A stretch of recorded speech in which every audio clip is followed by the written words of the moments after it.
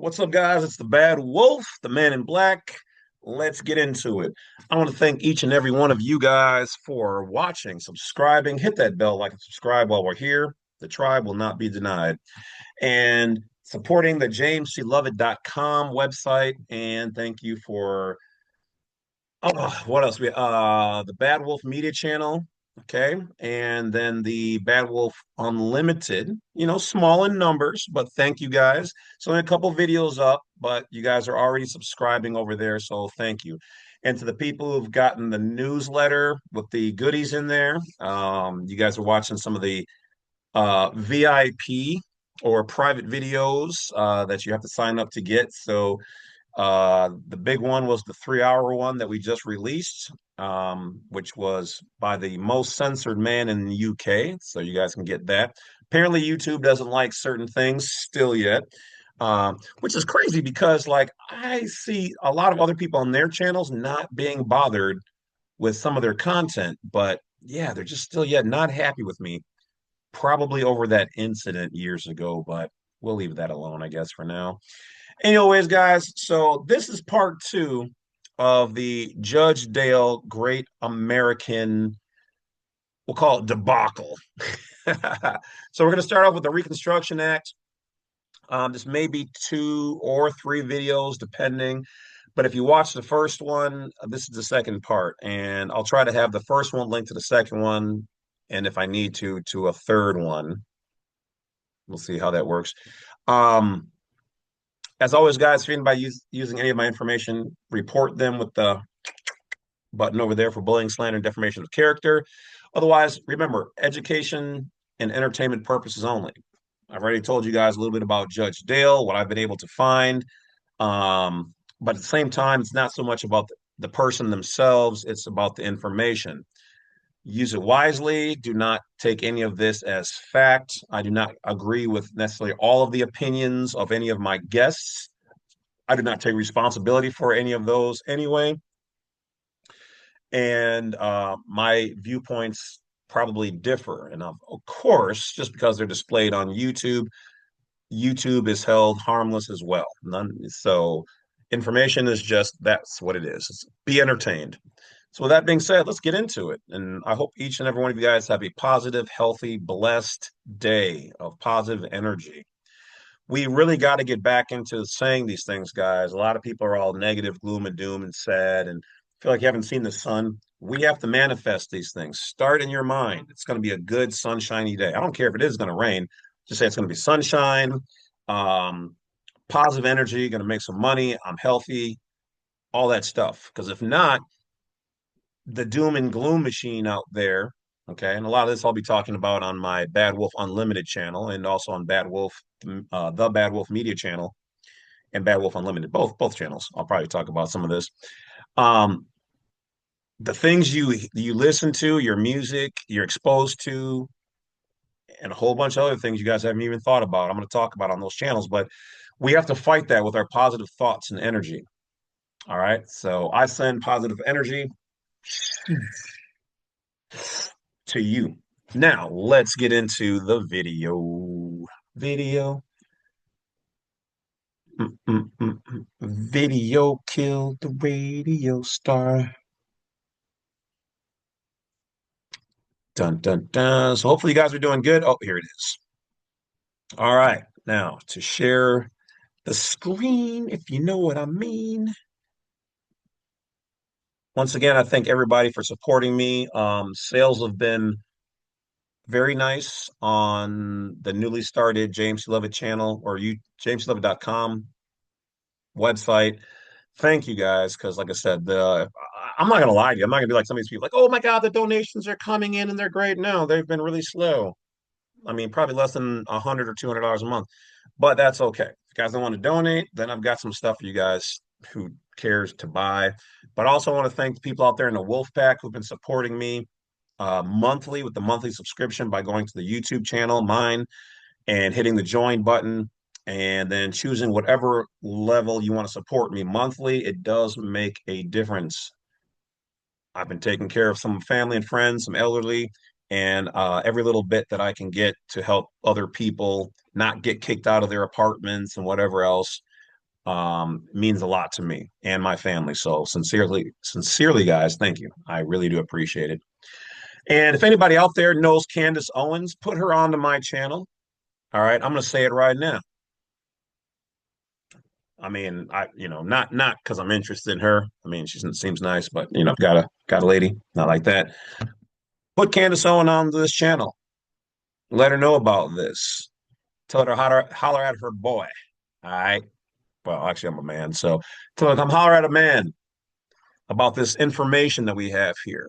And I don't even care if she doesn't want to give me a shout out. She thinks she's got the answers to things. She's only touched the tip of the iceberg. She needs to be put on this channel. So you guys reach out to Candace, email, text her if you guys have her information, and tell her to check out the Bad Wolf. All right, I send her a shout out, send her a little donation, but who knows? The power's in the people. So you guys tell Candace Owens to come holler at her at the man here. Check out my channel, and even if she starts to take this information because she's got a huge platform compared to me, this needs to go worldwide. I mean, it already has, but a good push is a good push. Now, without further ado, let's get into the video I set up for you.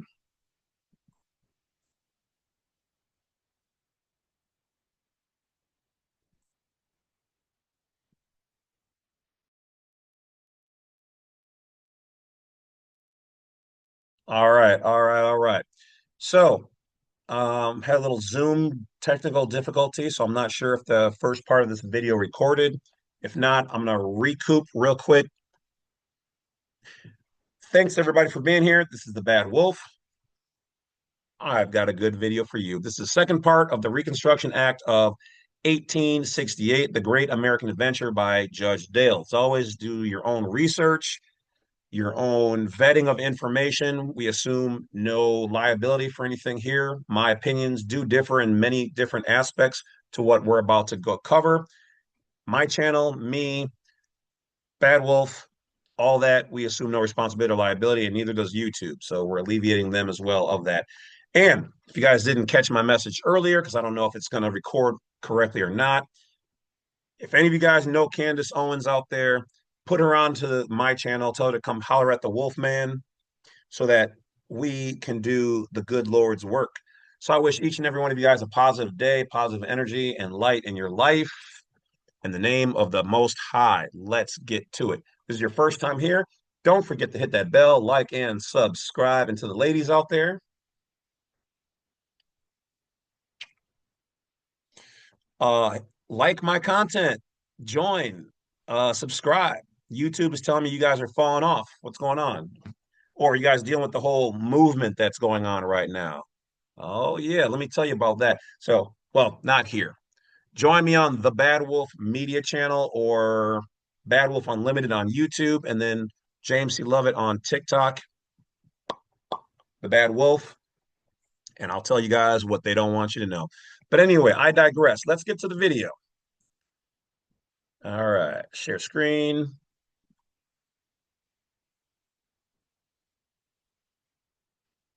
All right, let me see if I can do something here with the layout.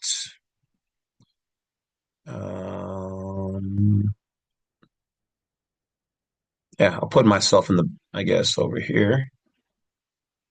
All right. Hopefully this doesn't annoy you guys with me floating down here. I'm going to try this. I see other people doing this. I'm an OG in many ways, and so doing some of this new stuff is a little wild.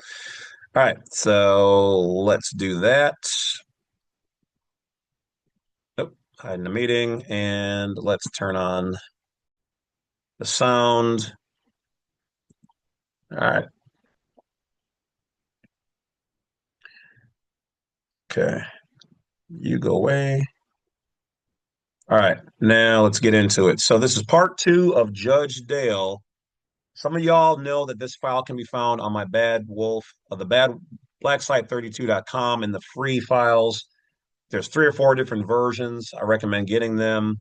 Uh, like I said, the views expressed in here about certain people, agencies are not mine. They are of Judge Dale. Um, so do not take that I feel a certain way about this. I was raised mixed. I'm not mixed, but in around my family. So Asian, black, straight, Jewish. I was raised amongst all of that. So it doesn't matter. If you're a bad person, you're a bad person. You're a bad group, you're a bad group. But let's get into it. So this is just information. Let's go.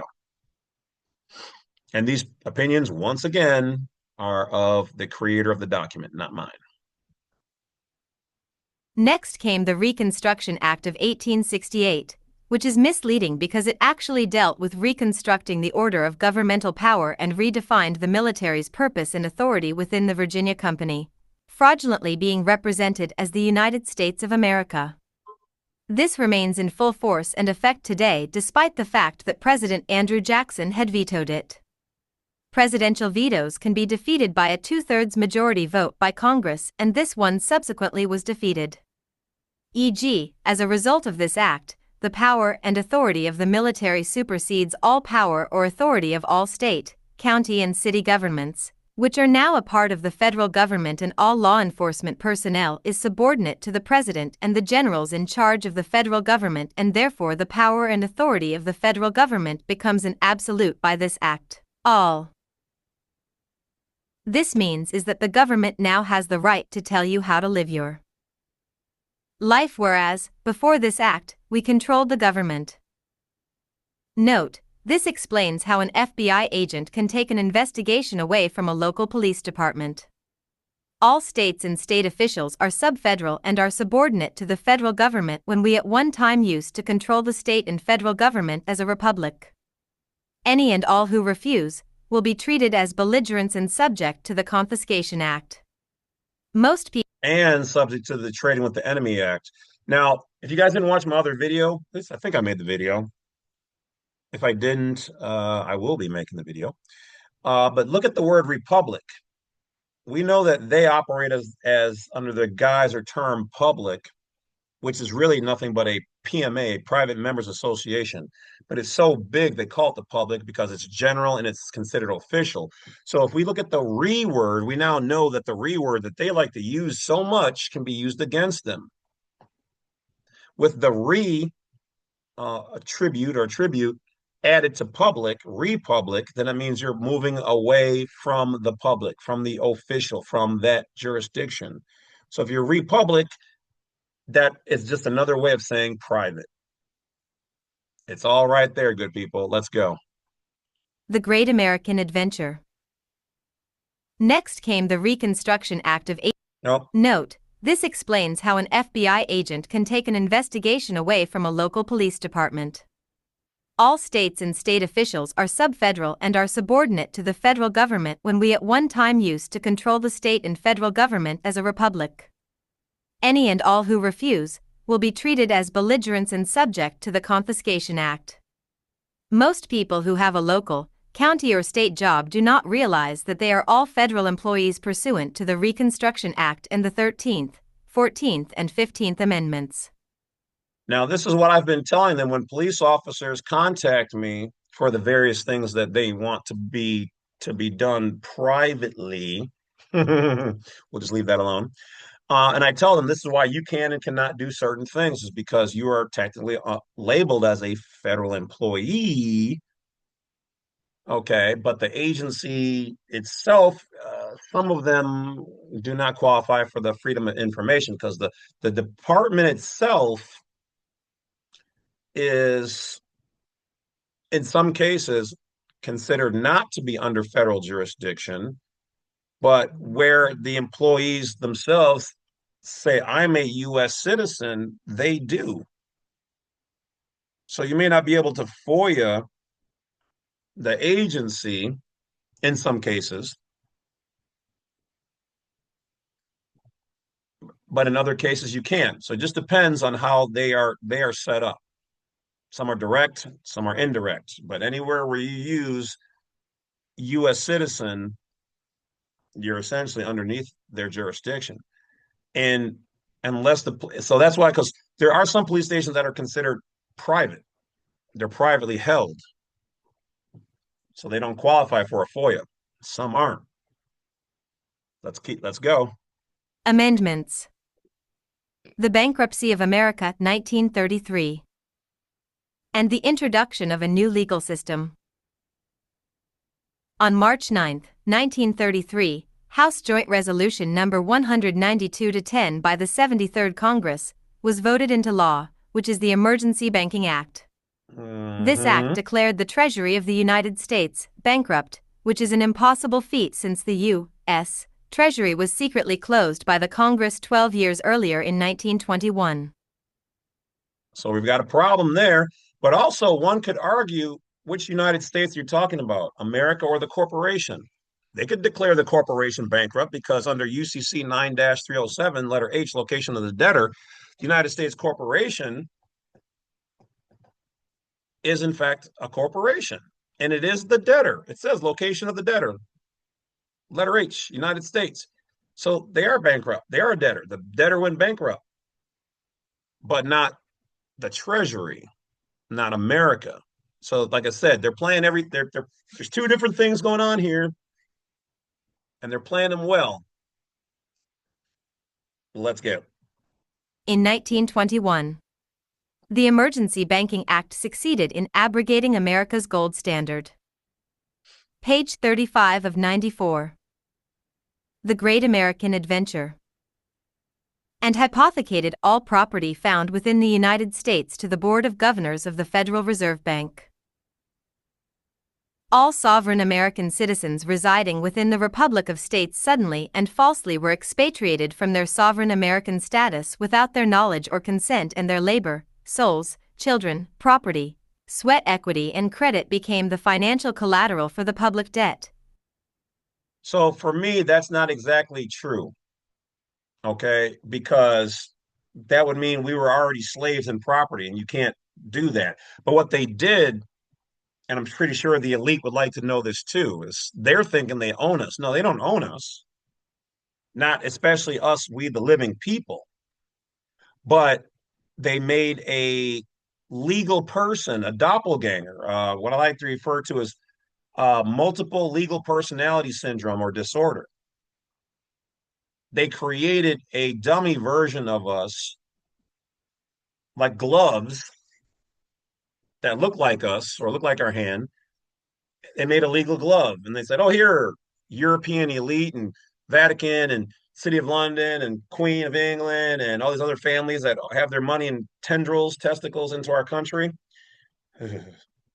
uh, we're going to give you this as collateral. So they're over there thinking we own all these American people. No, even though it's hypothecated, you gave it to them without really having authority to give the people. We'd have to have a signed agreement. We don't. Have to have individual contracts and a meeting of minds. We don't. We're not slaves. But what they did is they created a legal person and they transferred or hypothecated that with now here's where this is true, our assets that we did say were zip code US underneath that legal person, but not us, the living people. But they've effectively controlled us because when we put on the glove as a US citizen and they grab our hand, they kind of have us, but really they only have the glove, but we kind of can get pulled with it. So that's the give and take of that. So, no, we, the living people, and our offspring, no. But if you want to call your offspring children, they own the children. Offspring and children are two separate things legally. That's how they do it. They created a secondary name.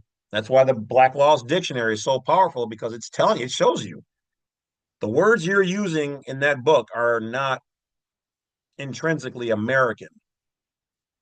It's a different language, different definitions between that and Webster's for the same words. So they created a jurisdiction and then they sold that jurisdiction, or it was always really theirs in the first place, if you really want to be honest. That's the game, the great game. Debt, which had then been converted into a public trust, which had been scripted after the ancient Roman trusts. Facts.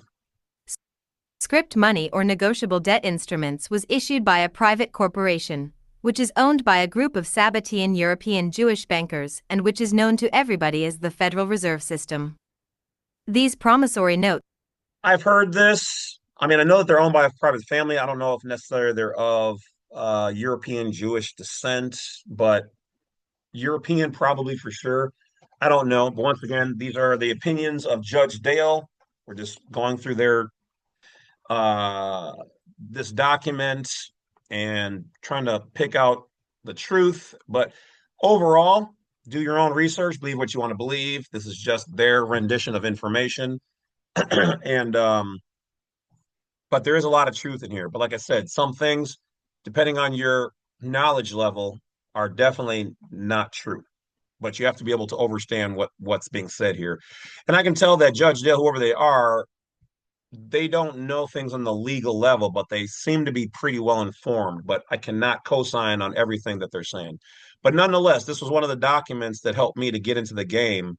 So that's why I'm sharing it with you guys. And if you guys want your own copy, you want to read through every single thing, blacksite32.com, free document about halfway down, and you'll find the 2, 3, 4 different editions out there that I found. There might be more. I don't know. I haven't looked in a while, but it's definitely still yet on the internet. All right, let's go. Notes were called Federal Reserve Notes, and our future treatment by the U.S. government was to be redefined under U.S.C. Title 50, the Trading with the Enemy Act, in which American citizens are defined as an enemy of their government, and this is the reason why Lincoln's declaration of war is renewed yearly by Congress and the President. In the same year, President Roosevelt closed the Virginia Colony Corporation and opened a new government corporation called the United States Incorporated. The Federal Reserve Act was designed and written by a German national who was repatriated into the United States in 1903 through Ellis Island of New York. His name was Paul Warburg, and who was a carbon copy of Alexander Levine Hamilton. Mr. Warburg was a Sabbatean German Jewish banker and CFO of the Rothschild banking empire. Mr. Warburg's assignment was to craft a piece of legislation designed to control the finances of the United States Corporation from Europe. The Federal Reserve Act is approximately 1,500 pages and places the currency and finance for the United States Corporation under a private corporation called the Federal Reserve. Facts. The Federal Reserve is owned lock, stock, and barrel by the Sabbatean/Rothschild banking empire and not by the people or the corporate government of the United States. Now, we know that part generally is true because they have to ask them to print money. We have to ask them permission. Well, if it was ours, we could just print what we wanted when we wanted, right? But they have to make a request. We need more money. Like I said, there's a lot of truth in places. The Great Depression of 1929, like so many other catastrophes before and after this date, was actually a staged event, concocted by the Sabbatean/Rothschild and Rockefeller banking empires, the Queen and British Parliament, the U.S. President and Congress, the Vatican and numerous elite families to steal America's gold and silver reserves and replace it with negotiable debt instruments or. So, that being stated, here's my interpretation of when they swiped our gold. They asked the U.S. citizen, and they made an act to take back all the gold that U.S. citizens, or to take gold that U.S. citizens have in the greater good for the U.S. incorporation. That has nothing to do with America. As a national, I would have argued I'm not party to those things. I'm keeping my gold.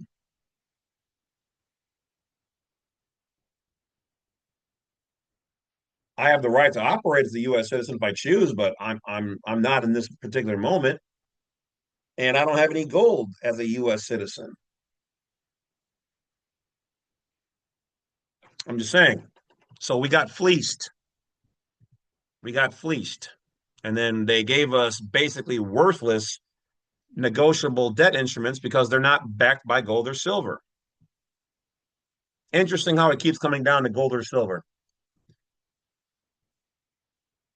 lawful money. or script money. Their theft was ingenious, and by allowing the public to fall on hard times, the public soon began to demand that the government fix the problem by any means necessary. This was like self-mutilation. This is one of their number one tactics. From what they did here, they did it hundreds of years ago in Europe and other places around the world. They did that, but then same thing with other things going on right now. They allow or create the problem, and then the sheeple out there panic, or it might be a goat, I don't know, whatever. And then beg for a solution. And before you even beg for a solution, do you know that they cause problems and they already have the solution, 4 or 5 backup solutions ready to go? They have learned that the average person turns off their mind either through fight or flight in a catastrophe or problem. So they generate the problem. They give you a hero, and then they take the hero down. That's why I'm no hero here. I'm only a historian. I'm only a non-belligerent, non-combatant teacher, if you will, pathfinder, neutral party. They create the problem, and at the same time, they have already on deck 4 or 5 solutions that allow them to then contain, have greater control over the sheeple out there. But see, they can't get rid of the Constitution unless we agree to get rid of that. So in their public domain, where they are basically gods, they take away what the appearance of your rights, when your rights are still fine and dandy under the Constitution, Bill of Rights and Declaration of Independence. They're fine.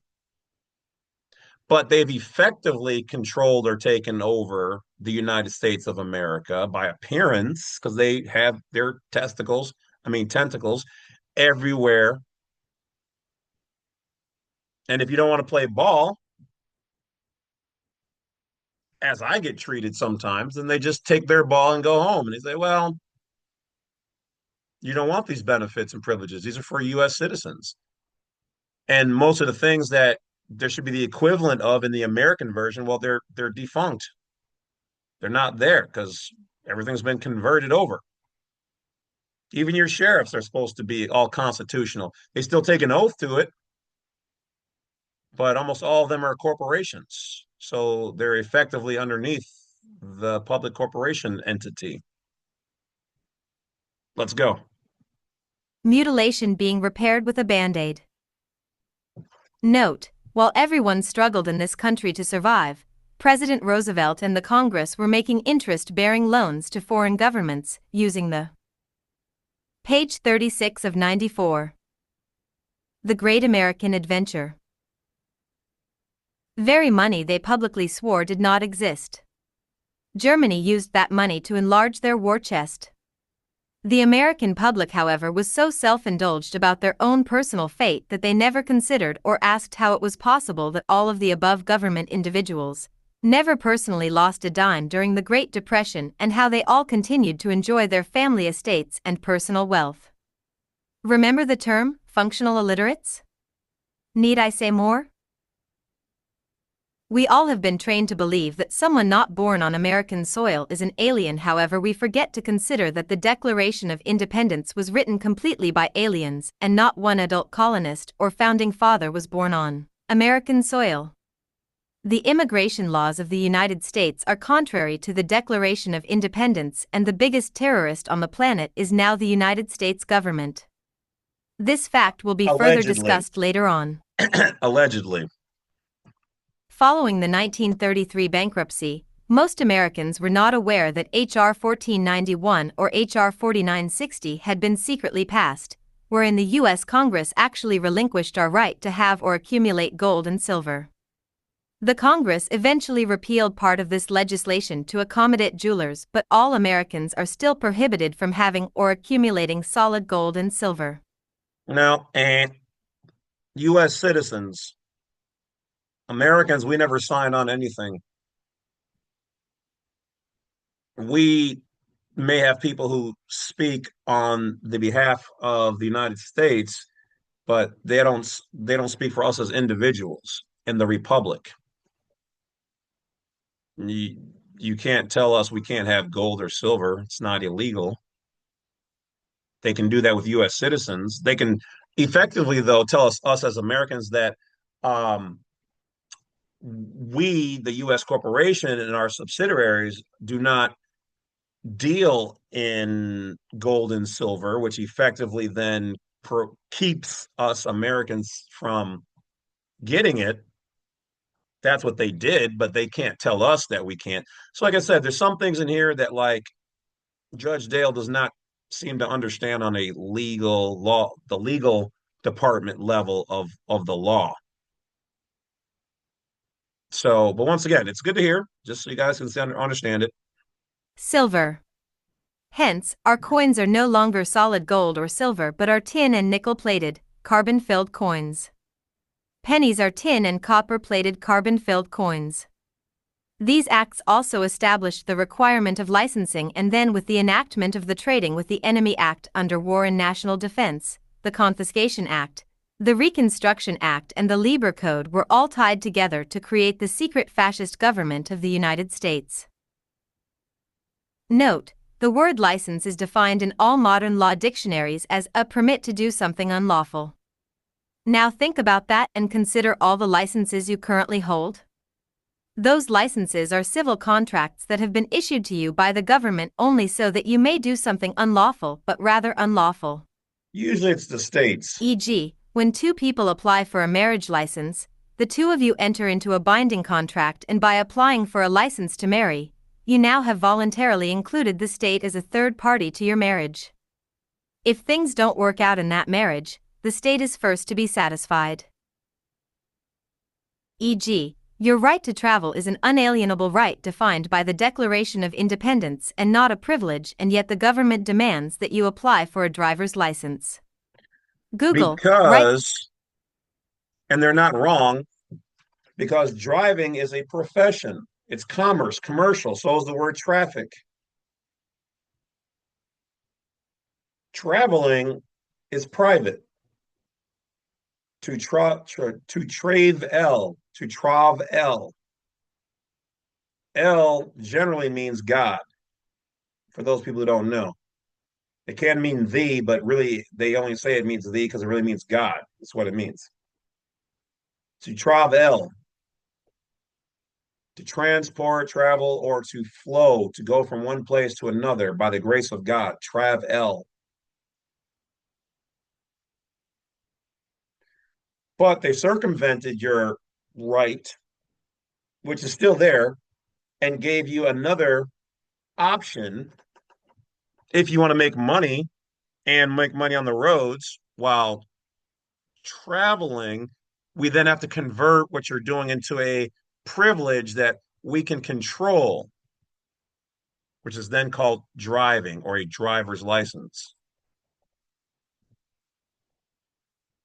Right to travel and Everything that you can do privately, they have taken and made a license for so that they can make money. And the government's okay with that because the government at the top back half gets kickbacks from it and more control.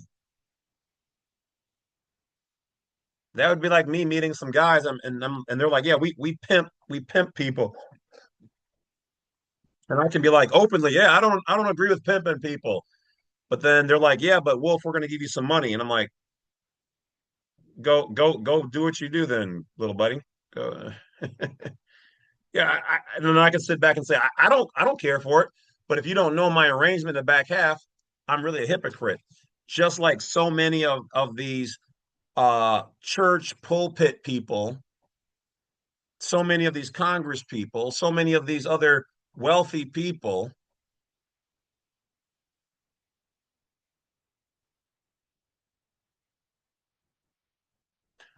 And that's the American way. To your face, oh, I'm just good, loving, innocent little thing. Then behind doors, I'm a freak or I'm on some BS. I own a talk show, but then I condone ripping off the people and certain trafficking things. These people do it all the time. And then they look for their own kind and then they link up and do big things. And they get away with it because the people, the money talks. And then,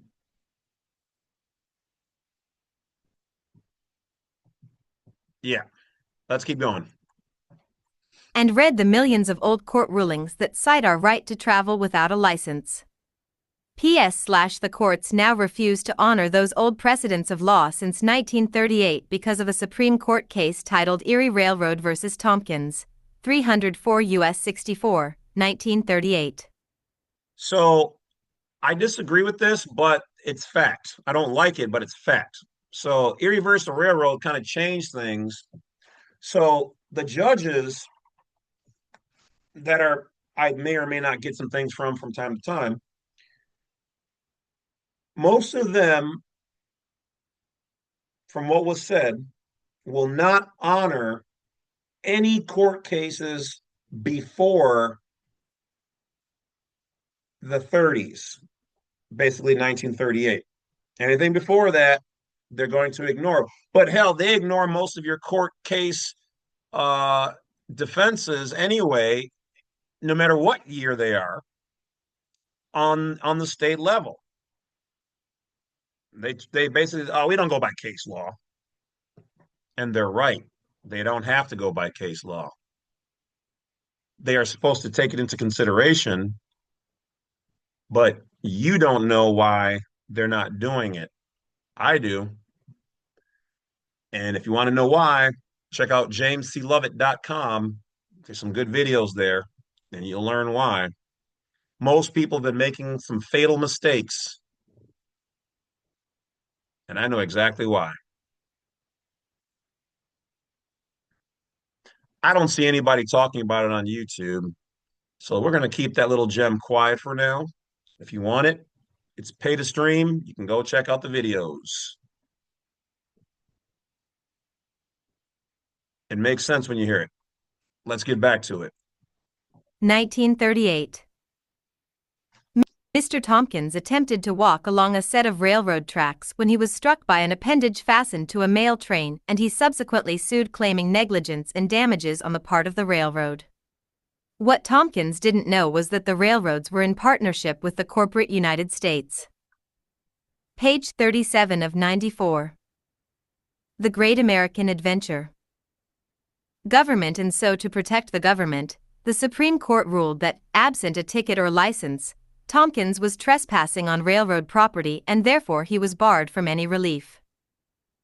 This ruling wiped the slate clean by eliminating all previous court precedents that occurred prior to the year 1938 concerning our unalienable right to travel and opened a floodgate for new state and federal government controls such as the state vehicle codes and the requirement for licensing of everything and anything. Prior to 1933, we all were proud and peaceful sovereign inhabitants of America. The Trading with the Enemy Act. Inhabitants, not residents. That's the opposite. You get it? You see it? Sovereign means of your own free will and accord. Inhabitants is the opposite of residents. We don't reside here, we inhabit this land. Act. The Confiscation Act and the Lieber Code obligated the military government to peacefully interact with American citizens and prohibited them from provoking us or to act belligerently toward us, or they forfeit their ability to profit and loot or to securitize our property, equity and credit being held in a public trust. Which is what they're doing right now. When we voluntarily or involuntarily entered their military courts of justice, one will frequently hear the prosecutor or defense lawyer argue that your comment or actions are a belligerent response or you are being combative. Key words to inform you that you or someone else is about to be fleeced. Lawyers will even attempt to provoke you or your witness's anger in the court, just so you or they behave belligerently toward them, and this is why they do that. Yes. Under Regulation 840 to 10 of the Military Code and sections of the Administrative Procedures Act and the So what they're missing here is that this actual code is AR, Army Regulation 840-10. So like I said, they're very informed, but they don't have it all the T's crossed and the I's dotted. Okay. But yes, this is accurate information. So it's AR 840-10. But let's keep going. And yes, they want you to act as a belligerent and combatant. So they will provoke you because just like a Barney Fife from the Andy Griffith show, the moment you get a cop or whoever, a judge starts getting shaken and scary, even though they're the ones with this legal power and a pistola and a bulletproof vest and friends with other arms to come and harm you and relieve you of your life and whatever else. The moment they can say they are scared with all of that behind them, this person was a belligerent combatant. They're waging war against us, U.S. citizens. I'm afraid. I'm afraid. Then they get to do whatever they need to do for their safety.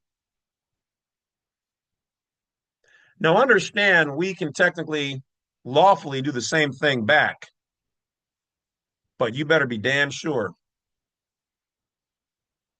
because they're going to roll that U.S.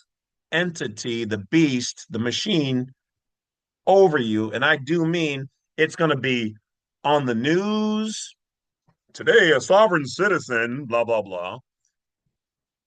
Netflix, sovereign citizen with their own plates. And don't get me wrong, there are bad people out there who use my information, unfortunately, for bad things.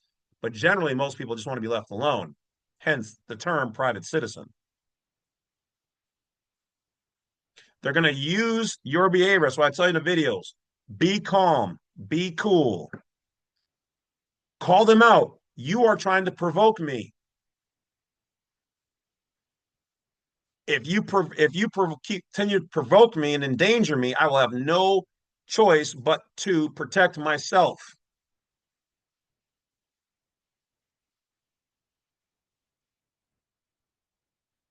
But if you don't make your declaration and you let them provoke you, oh, belligerent combatant, you're done, son. You have to know how to move your piece in this chess game. Let's go.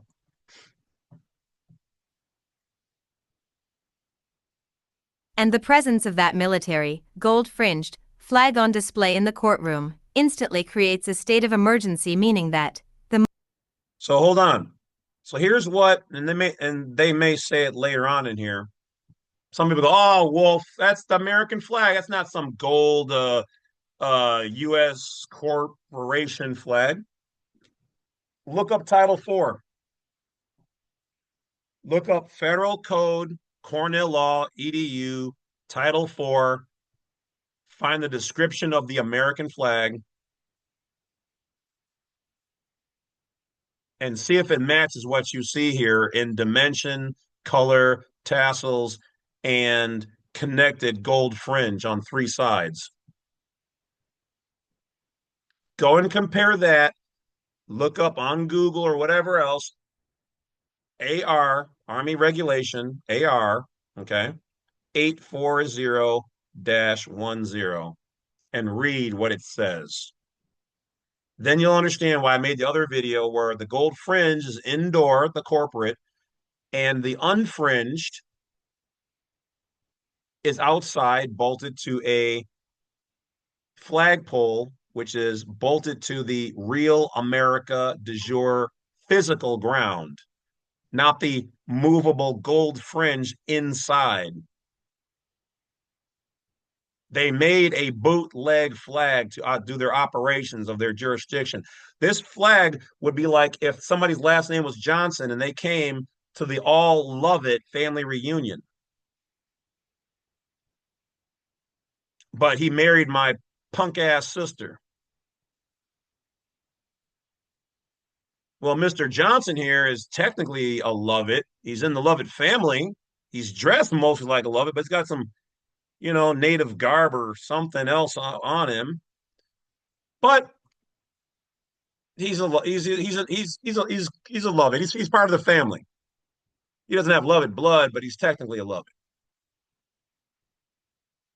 But Mr. Johnson here has been known to touch underage people and to do covert, sneaky, evil things.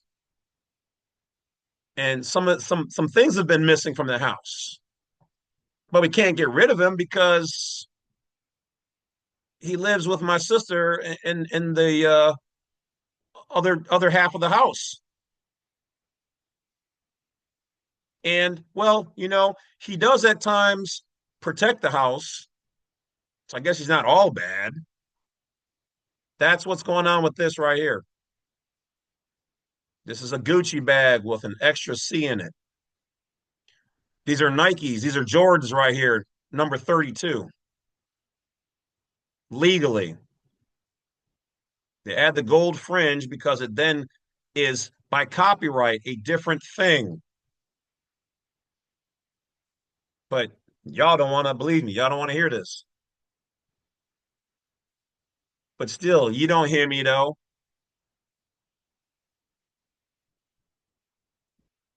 The moment a police officer stopped you in the exercise of your right to life, liberty, and the pursuit of happiness, the police officer became a belligerent. He is armed and you're not. He displays a military rank and you're a civilian, and he has now delivered you into a military court of justice with the intent to pillage and plunder within the admiralty jurisdiction of that military court, which is also known as the law of prize and captured property, as defined under Title 10, Sections 7651 to 7681 of the Code of Military Justice, March 25, 1862. As mentioned before, the Reconstruction Act included and changed all state officials into having federal foreign standing. The 14th Amendment. Page 38 of 94. The Great American Adventure. Deliberately forced and kept them there in Section 2 of the Lieber Code instructs that a victorious army seizes all money and movable property and holds it in trust. And this is exactly what the corporate United States government and state governments did and continue to do because they now perceive themselves to be a victorious army. The corporate Congress, the corporate military government, and their corporate military courts of justice, however, discovered that they could not gain access to those public trusts deposited into the Federal Reserve System, which they had created using our birth registration forms, Social Security registration forms, licenses, personal property, deeds, promissory notes, equity and credit, without including our individual persons into the bankruptcy of the United States Treasury of 1933. So they cleverly denied our personal sovereignty and converted our persons into an appellation, which is a corporate fiction or strawman, and identified us by writing our birth names all in capital letters. All of our licenses and documents now reflect this appellation. It's essentially an assumed name when you use the capitis dimitio maxima, or your name in all capitalized letters, which designates or depicts a slave, property, or a dead thing. Now look around your city and your IDs and business names and graveyard and ships and see that they're all in that capitalized format. The federal government, okay, America, does not utilize, nor are they operating under the U.C.C. per the GPO style manual under capitalization rules. They do not use capitis dimitio maxima. So when the government relates or refers to you, it is you in that all caps name. This is one of the reasons why people lost their court battles, and I've read through their court battles on the straw man not being their name. It is your name, and it is spelled right. But the topography of it is what converts it into a straw man, legal person, corporate fiction, ens legis, nom de gore. People were arguing the wrong thing and they didn't bring the right proof. You have to argue that it's a capitis demutio maxima by the capitalization of the lettering on the state level, operating under the U.C.C. by means of conspicuous format. That's why they lost their court cases. That right there wins their court case if they argue it. How are you going to go to the federal court who doesn't use that? And then you don't even have all the right information when you're arguing. You just, I heard somebody say the straw man ain't me, so I want to get out of these charges and things. Not how it works. It is your name. It is spelled right. However, it is a legal fiction, a trust given to you by the state. You need to learn how to control it, how to use it, and how to identify yourself properly between it and you. This is why they failed. If I were to fight that, I would win. I understand, I overstand the legal level. I know how to research it and put all the pieces together. This is why they don't like my videos. I get it. I've been in their world learning for 30 years. More than most of them, or longer than some of them have even been in the game themselves.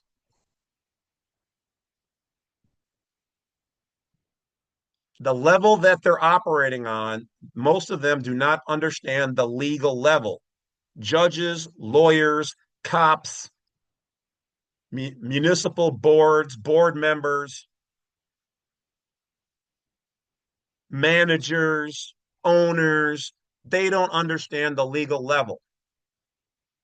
They read the words and they think they understand them, and they understand it to a degree, but not to the legal degree level.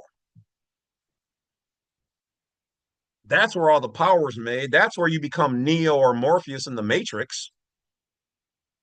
Because that's why they watch my videos. So speaking of which, hi Department of State, hello Cornell Law EDU directly and writers, hello police officers, hello agents, hello FBI, CIA. I know you guys all watch my videos. I've been told. And it's good. I hope you guys learned something because I'm teaching you guys legal level. Now, not all of them are bad. A lot of them have actually made positive changes because they're watching my shit and they're like, he's right. Or let me say it correctly. Oh, this guy can't be right. And then they make a file on me and then they send it to the legal department. And the legal department goes, yeah, he's right again. Why do you think so many people on YouTube watch my videos and half of which give me credit and the other half don't? But then you start seeing people making videos on the same stuff that I've been talking about. Let's just be real here. I don't care. I don't necessarily need all the credit. I just want people to know this. I'm not even against this information. They're just doing business. I just find it fascinating. Why do you think a judge asked me to join them? The first judge I ever beat and the city prosecutor, I beat my first case by myself out of the gate. Because at that time, he's like, man, he's like, you get this, don't you? He's like, you see it. That was when I was 19. How much better do you think I'm going to get still doing this 30 years later? Couldn't tell you he was on my basketball team except for probably one person. Couldn't tell you when the latest J's or the newest Eminem song came out or whatever. Couldn't tell you any of that. But this I got all day, son.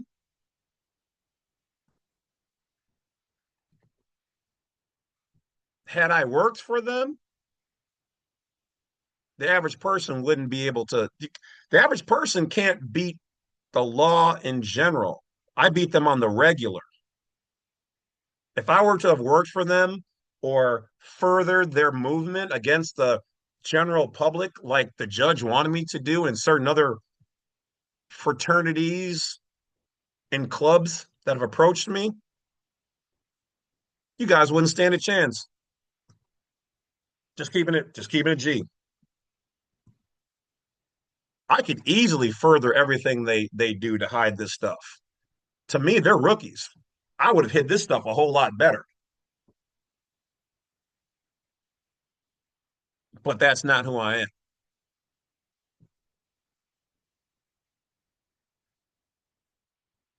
They would have to pay me a whole lot of money to retire. So if you see me make a video and I'm saying I'm retiring officially today, right now, I'm saying it, signing off, that would be what it would be. Or they would have to do a whole lot of favors that I would like to see happen, and that. Otherwise, I'll keep presenting this information as education and entertainment, and you guys do what you guys want to do with it. Let's go. Note, of course they cannot lawfully do this because we are a sovereign people. And they are a corporation, and under the Confiscation Act, they have violated their own rules of engagement and military protocol, but do they care? Not anymore. The all caps name can be researched in every state code under corporations, e.g., see the Texas Administrative Code, for example, under corporations, Chapter 79.31, subtitled Entities. Also, the all caps name is specified in the United States Government Style Manual under the section titled Identifying Corporations. These public trusts are not a new concept. The concept and strategy was copied from the ancient Roman Empire and their use of Roman trusts. The ancient Roman trusts declared that everyone had died after Rome was burned, which was a staged event, and until those Roman citizens served notice upon the Roman Senate that they were in fact alive and capable of managing their own estates, all were presumed dead, and the Roman Senate became the trustee over every estate and used them as they deemed appropriate. Note, you can buy your freedom for a price of $600,000 through the Department of State, which is the cost of procuring American diplomatic immunity pursuant to international law. In all other countries, this same immunity can be purchased for $95,000, which is honored in 90 of the 267 world countries with the exception of the United States, Canada, and the United Kingdom. Isn't that curious? My point here is that everything is a game, and for enough money, anyone can play and secure their freedom from criminal law, civil lawsuits, taxes, and passports, because everything in this world is about commerce. In 1933, this corporate government enticed Americans to voluntarily register for birth certificates, Social Security, driver's licenses, voter. Page 39 of 94. The Great American Adventure. Registration, etc., and enticed us with government benefits to do so. Years later, they obligated Americans to register for all of these documents except for voter registration. These so-called government benefits were no bargain because they belonged to all of us to begin with, and over time the largest benefits have been watered down. What most Americans don't realize is that no corporation can operate or fund itself. Corporations require human beings, their credit and sweat equity to finance and operate them. Facts. Therefore, everything that the government claims to own actually belongs to we the public and not them. Facts. Everything they have been doing is one gigantic fraud, and all of it at our expense. Now, I do believe that there's a lot of fraud in there, but at the same time, it's obviously not a majority corrupt, but it is a beast machine that carries on its normal business. And unfortunately, a lot of people, some people in there, some um, clandestine sections, peoples, or whatever else, do things not in our favor. And it becomes such a big thing and usual that people get into it, even though they know it's wrong. We don't know it's wrong. We have to then try to prove that it is wrong And then now that so many of them are a part of it, they try to steamroll us. But at the end of the day, the government and these states are all public trustees. Well, let me say this correctly. The government is a public trustee, and anybody operating in the public and subject to that jurisdiction is a public trustee. The states are independent, though united, for profit entities that are members of the government. So they're not fully public trustees, but they are charged with a certain amount or level of the public trust because they're being compensated and they're compensating the government. But if that's the case, which is true, then that means we are the trustors or the creators of the trust and the beneficiaries. They are the trustees. They are doing this for us. So we, the people, are governed by our consent, which is what the founding documents say for we, the people, which means we are their boss from a private position, standing. But when we take a status like a U.S. citizen, we become the system's little bitch. Let's go. As previously mentioned, these registration programs were instituted so that the Federal Reserve banks and the corporate military courts of justice could securitize and monetize the public trust accounts. Each birth certificate and Social Security card was eventually converted into a trust account and became a government security, like company stocks and bonds, and is marketed as a mutual fund. If you own a piece of a mutual fund investment, you are actually hedging your money against human collateral. Every bond or international security is assigned a CUSIP number, and if you know how to use their formula or have a close friend who is a stockbroker, you or he can convert the numbers and letters found on your Social Security card into its CUSIP number. Armed with those CUSIP numbers, anyone can look up their mutual funds that your life is being collectively marketed under. Your birth certificate number is handled the same way. Our forced registration, birth, actually made us the personal property of the state. Each of us unknowingly gave our children away to the government of the state where they were born when we registered them for a government-issued birth certificate, which is how the state government controls child custody. Our children are now their collective property and we are permitted to keep and raise them, providing that we behave ourselves and comply with their corporate laws and regulations. The state obligates us to pay for our children, and they generally object to pay for anything unless we become dead or destitute. It is also the birth certificate that provides the police with the authority to break and enter any house under suspicion of abuse, but now the Patriot Act covers all other situations. The fee simple deed gave the state your home and the right to tax you into poverty as a So, partially right, the birth certificate, if issued from the state, which is why we get it authenticated, is a two-way access point. It doesn't give them the right to just do anything they want. It's their way of saying you're in the game.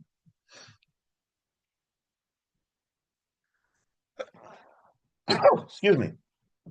Thank you. Um, so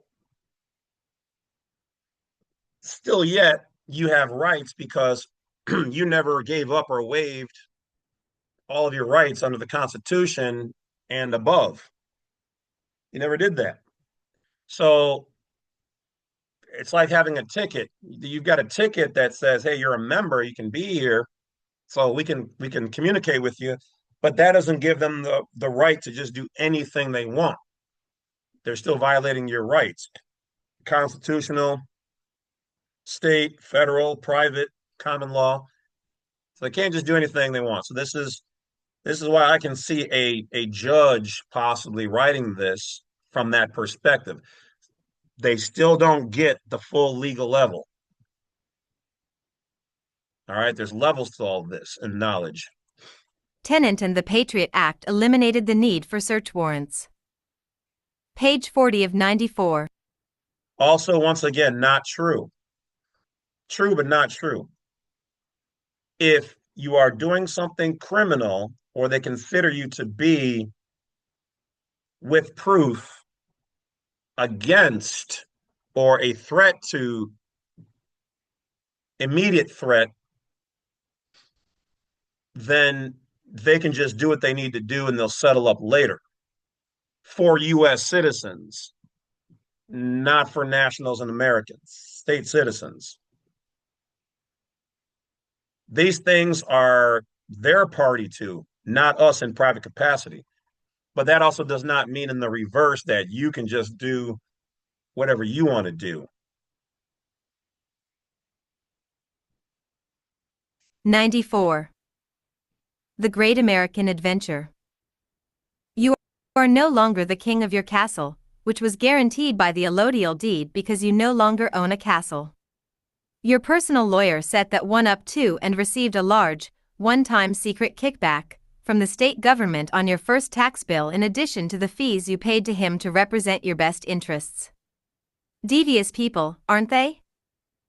When our deeds were allodial, no one could trespass on our property, not even the government.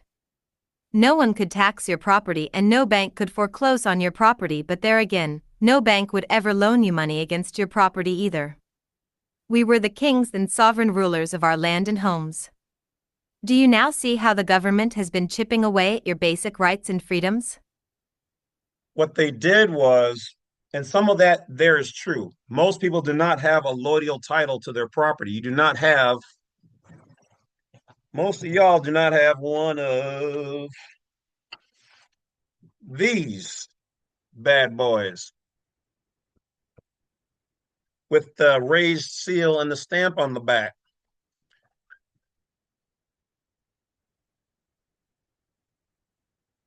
This is a allodial title. It's a land patent.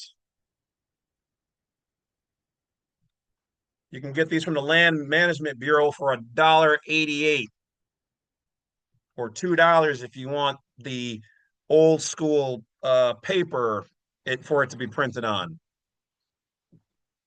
You don't have it. Cost you less than $5 to get one, and you guys don't have it. You also probably don't have a sign on your house revoking implied license and trespass for any agent, police officer, or whoever whatsoever. You also probably,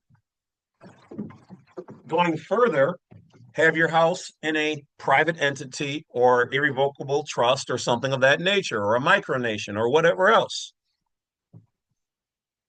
I've made videos on some of that, and I've got the perfected videos on jamesclovett.com. Without that, what they just said here is right. You don't own your house. Matter of fact, we could talk about the bank fraud that they do. But if you want to learn all of that, I've got files. And if you want to watch the video, jamesclovett.com. You don't even know what they did. Like in the TV show Smallville, when Clark Kent, Superman, young Superman, was affected by red kryptonite, made him evil. He told Lex Luthor, he said, "How do you expect to win when you don't even know the rules?" I'm telling you guys the same thing. How do you expect to win if you don't know the rules? Y'all ain't private. You're not ready for private living.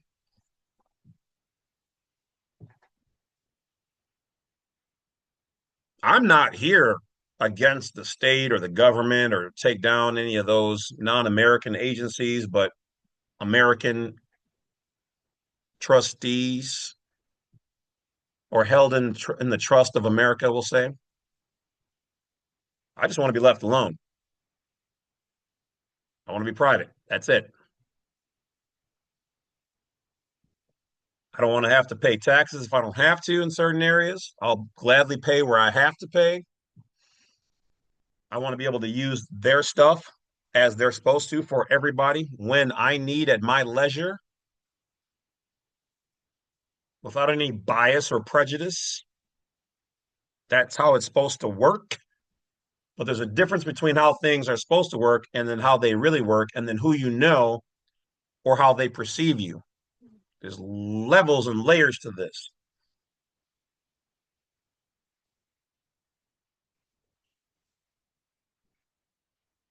Some people hear this information and will do nothing, and other people will. They're not particularly worried. The average person has been so conditioned and watered down and muddied up and distracted and living whole life and whole culture and I don't need a man and I'm in my soft guy era. And did you hear the new song by?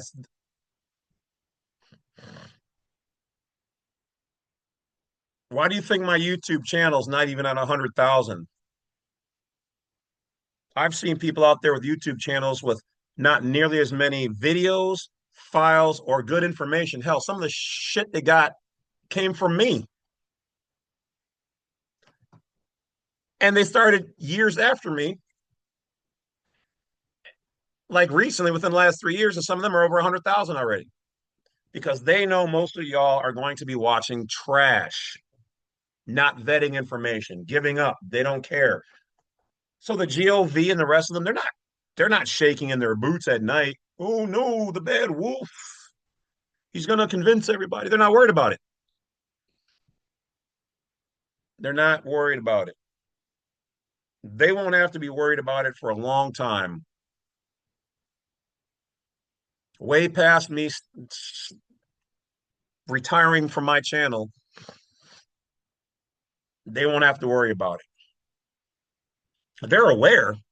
It's on the board. It's a pin on the board. But ain't no time soon are they gonna have to be like, okay, we're in jeopardy.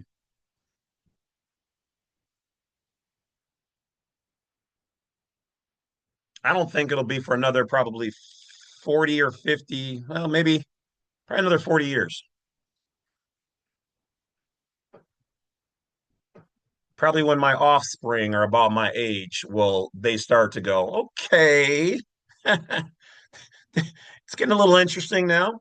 For now, you guys don't even realize the power or the beauty or the sacrifice to do this, but the bell has been rung. And for now, my part in this story, that's all I'm here to do. Page 41 of 94. Part 3. The Great American Adventure. Grover Cleveland, 22nd and 24th President of the United States, was a very popular president, a bourbon Democrat who was pro-business and promoted old-fashioned ideals. Both of these issues were popular in America because it meant jobs, security, and an ideology that most Americans could understand and relate to. His pro-business stance would injure that popularity when he intervened in the railroad strikes against the unions. To further counter his and the Democratic Party's popularity in America, the European royal and elite orchestrated the Great Economic Panic of 1893, which Cleveland could not recover from. During his administration in 1878, the European royal and elite helped to usher in the American Bar Association, a lawyers' union, loyal to the Queen of England, which was unknown to the American public.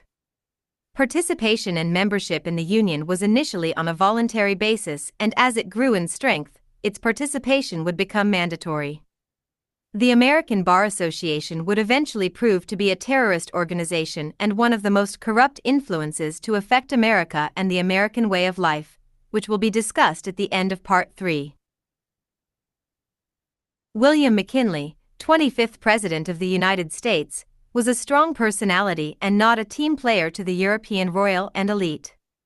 He promoted the 1897 Dingley Tariff to protect American manufacturers and factory workers from foreign competition, and in 1900 he secured the passage of the Gold Standard Act, which resulted in a rapid economic growth in America.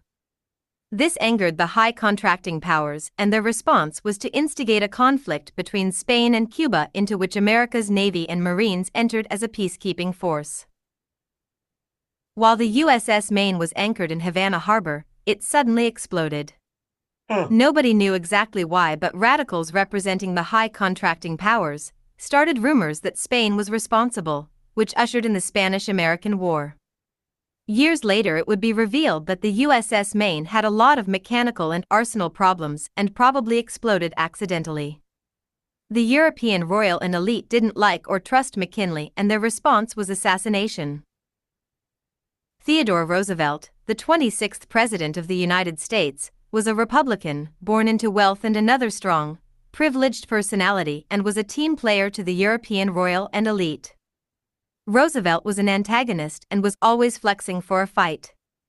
He promoted a form of democratic socialism, constructed the Panama Canal, and in an attempt to involve America into the Russo-Japanese War, his involvement actually caused a peace and he was awarded the Nobel Peace Prize.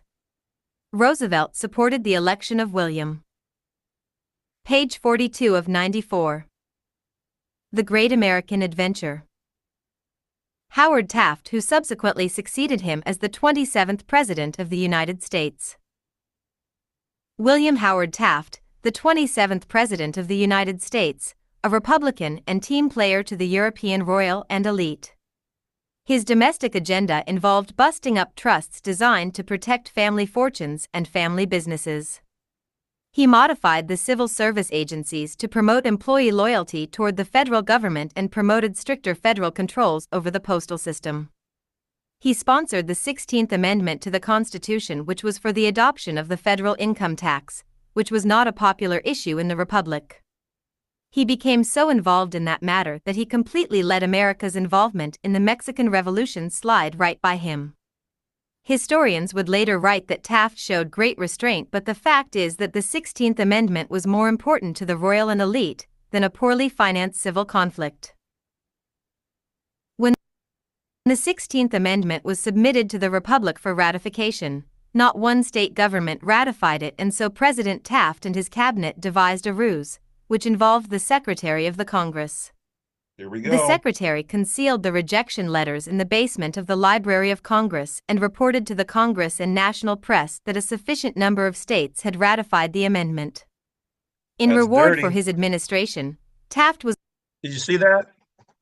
They used the secretary to commit, allegedly, a coup, a felony, a treason, and most of you guys have never even heard this before. Now, of course, we can't exactly prove it. I'm sure all that evidence is buried so deep that only if you had a key to Atlantis would you find it. And I can't say that it's true, but I do find it interesting. awarded a lifetime position on the United States Supreme Court. Woodrow Wilson, the 28th President of the United States, was probably the most intelligent and academic of all the presidents to have served in that position to date. He was a team player for the European royal and elite, and during his first term as president, Wilson, a Republican, persuaded a Democratic Congress to pass major progressive reforms, which eventually set the stage for FDR and his New Deal. His agenda included the Federal Reserve Act, Federal Trade Commission Act, the Clayton Antitrust Act, the Federal Farm Loan Act, and the federal income tax. Wilson also attempted to create the League of Nations, which was the predecessor to the United Nations, but he couldn't sell it to any of the major powers of the world. His Antitrust Act, which was intended to prohibit the formation of large monopolies, was actually a ruse to sell himself as the champion of the working class, and the Antitrust Act would secretly be revised some 8 different times throughout the century, which rendered it oblique and ineffective and aided in the future creation of large monopolies in America. The Federal Trade Commission created competition for American business and labor by promoting a greater number of imports into the United States from third world countries, in direct opposition to products being exported out of America.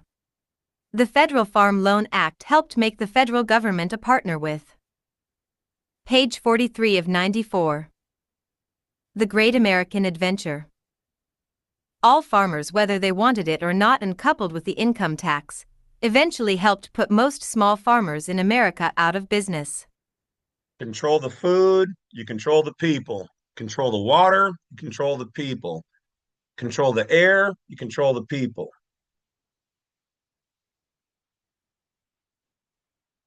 They already control it, but they want greater control. But they're supposed to be controlling it for our benefit. They're controlling it for theirs.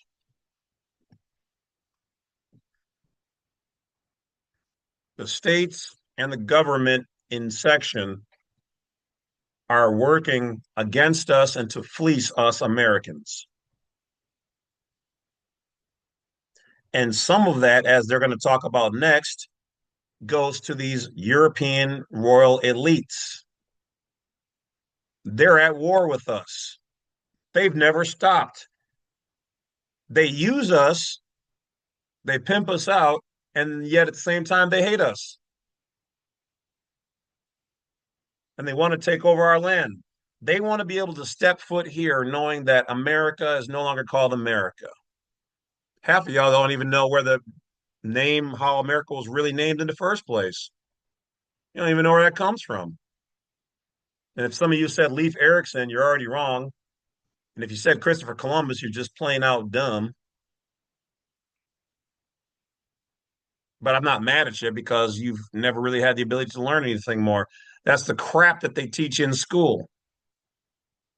Man, it's so funny. I sound just like all the old white guys who used to yell at me and tell me this stuff when I was learning this years ago. Except for I'm not yelling at y'all like that. I'm just stating. I don't know how some of y'all can listen to some of these gurus out here that yell at you when giving information personally and calling you out your names and stuff. That's wild to me. Or some of these people that got to hide their real name,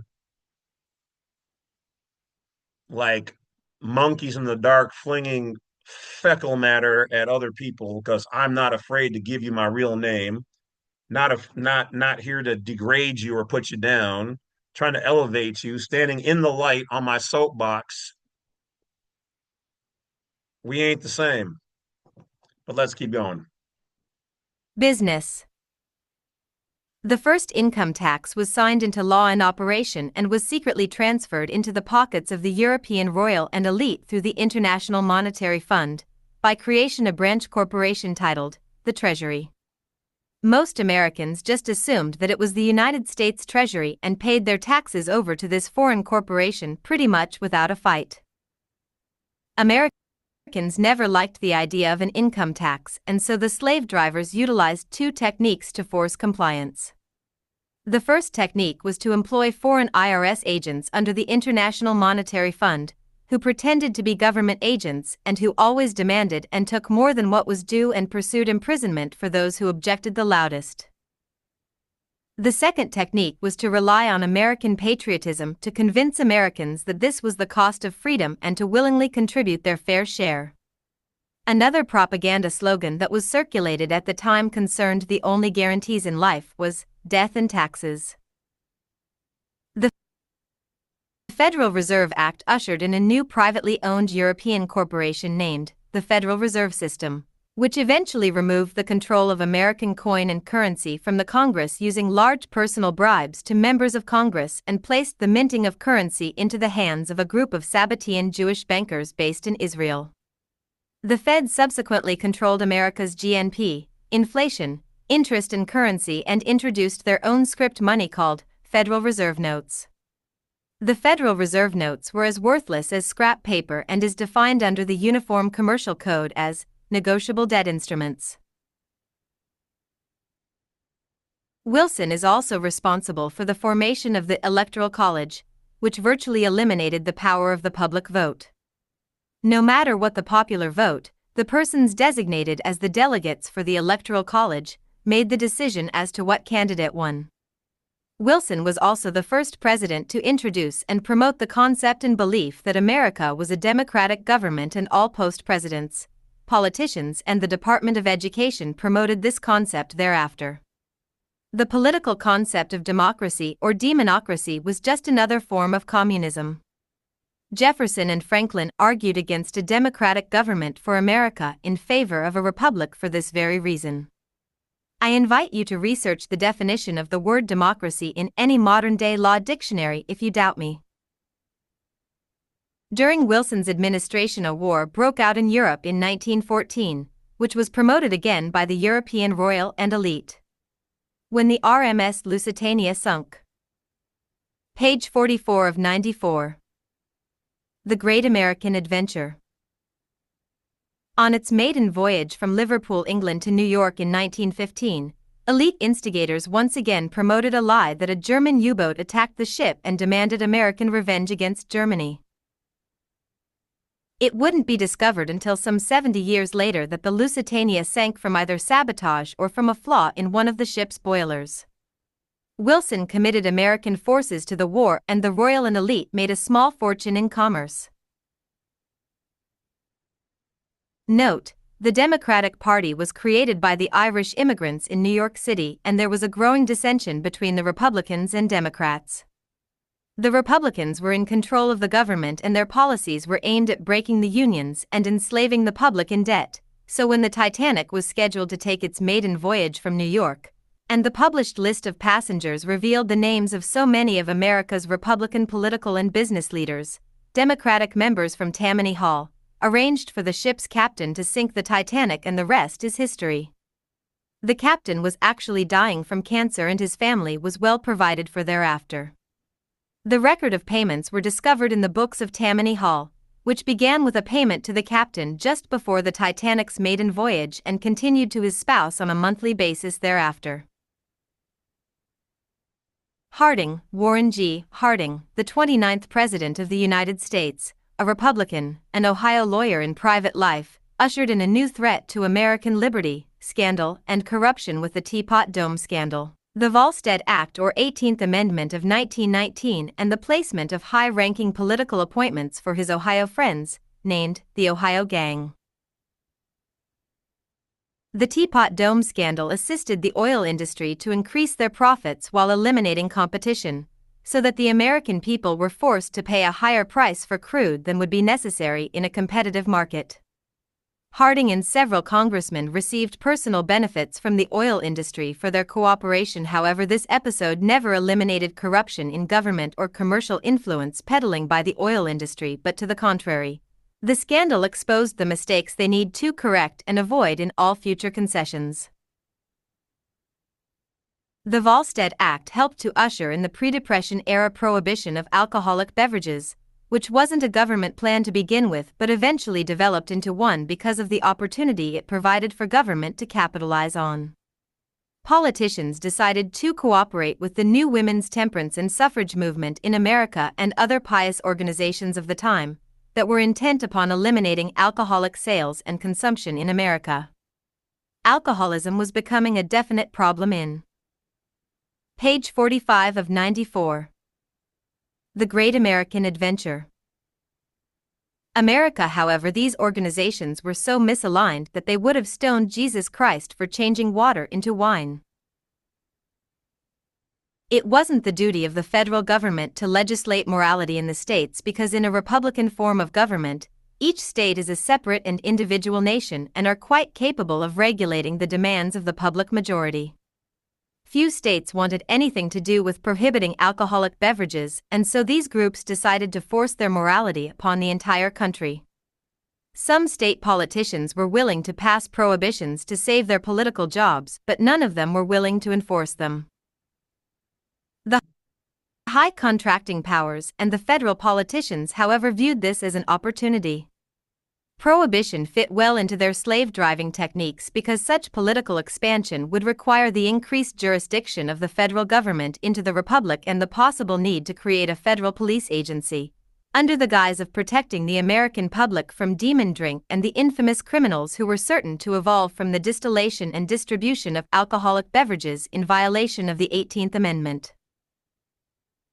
Up to this point, the FBI was an internal investigation agency under the United States Attorney General. Agents could not carry firearms, and they only investigated internal government employee complaints of misconduct in Indian affairs.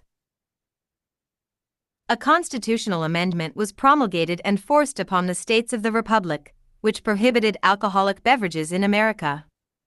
Once Prohibition was at its peak, the public began pounding on the doors of Congress to protect the public and enforce the law, which was exactly what the federal government hoped for, and the FBI was subsequently expanded and armed.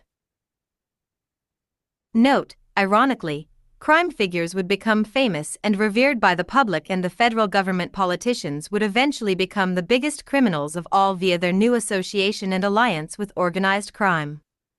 Many of these organizations were employed to perform favors for the government, such as assassination, murder, and arson, in return for profits and political protection. This alliance would grow in time we're in today. Politicians control and finance all illegal drugs imported into the United States, and organized crime controls the distribution. Local and federal police agencies tripled in size to enforce new drug legislation aimed at the drug pushers and users. They are redirected to eliminate government competition, all of which directly proliferated the public debt and the need to legislate new taxes to pay for the increased expense. It is kind of like watching a dog chase his own tail. Page 46 of 94. The Great American Adventure. The courts and lawyers helped to widen the gap in society with highly controlled juries, trials, plea bargaining, and poorly contrived judicial rulings that free the guilty, convict the innocent, and promote racial and religious indifference. The first rule in slave driving is to break up large unified groups into smaller manageable ones and then label them dangerous. These politicians, lawyers, and judges are a very intelligent, persuasive, ingenious, and devious group of men in their own right, who hide behind the guise of representing the public's best interest and protection. They smile, shake hands, kiss babies, make speeches, and act very concerned about America's problems, which is all just a ruse. The only real difference between Hollywood and government politicians is the way in which they conduct their business. In absolute fairness, I must admit that on a rare occasion, an honest man or woman is elected to public office, and if they are incorruptible, they are rarely successful and/or they are eliminated. This may or may not be out of sequence, but Jimmy Hoffa, the famous president of the AFL-CIO labor union, disappeared and has never been found. Hoffa was collaborating with the U.S. government, the Vatican, and the Mafia in their drug trade venture. The U.S. government provided financing and used a corrupt branch of the CIA as a courier between the drug lords and America. Drugs were transported to New York on foreign ships, where the Teamster dock workers bypassed U.S. customs and unloaded the cash into tractor-trailer trucks driven by the Teamsters. Hoffa was responsible for delivery of the drugs to the New York mob and the distribution of funds. The U.S. government and the Vatican took the lion's share of the profits, and the Vatican Bank laundered the money for the entire enterprise. Hoffa was concerned that he wouldn't be able to replace the Teamster retirement funds that he borrowed to finance his end of this enterprise, and when he attempted to steal an entire truckload of drugs, the Big Three ordered Mafia hitmen to dispose of him. Hoffa was placed alive in a body bag and buried in the concrete abutment of the George Washington Bridge, which was under repair at the time. A truckload of fresh cement was poured over him in the middle of the night, and the truck driver was paid $110,000 for his silence. This information came from the confession of a mafia capo after he was exonerated of all past crimes by the federal government. Coolidge, President John Calvin Coolidge, was the vice president under Warren Harding, who had suddenly died in office. I don't know if Harding's death was truly from natural causes. It is more likely to believe that Harding was assassinated. Page 47 of 94. The Great American Adventure. J. Calvin Coolidge was a Boston lawyer in private life. His job for the high contracting powers was simple: to clean up Harding's scandal and ensure that America lives and enjoys the high life. Coolidge frequently encouraged America to borrow, spend, and invest in the stock market like there was no tomorrow. The Bank of England manipulated the stock market, just as they do today, so that the average American enjoyed his greatest season of prosperity just before the stock market crash, which occurred during Coolidge's re-election year. People were having such a great time that nobody took notice that federal politicians and the elite were liquidating their investments.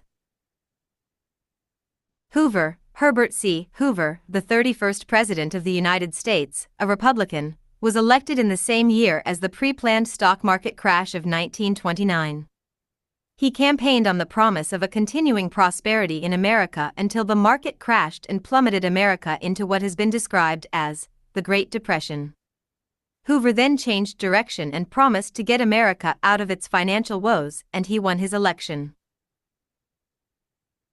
Hoover was a mining engineer and author in his private life, and his job for the high contracting powers was to promote partnerships between government and business, which benefited the government but accomplished nothing productively to assist or bail out America, and as a result, he only served one term as president. His failure and the failures of Coolidge and Harding help usher in the successful election of President Franklin D. Roosevelt, with his fireside speeches and his promise of a New Deal.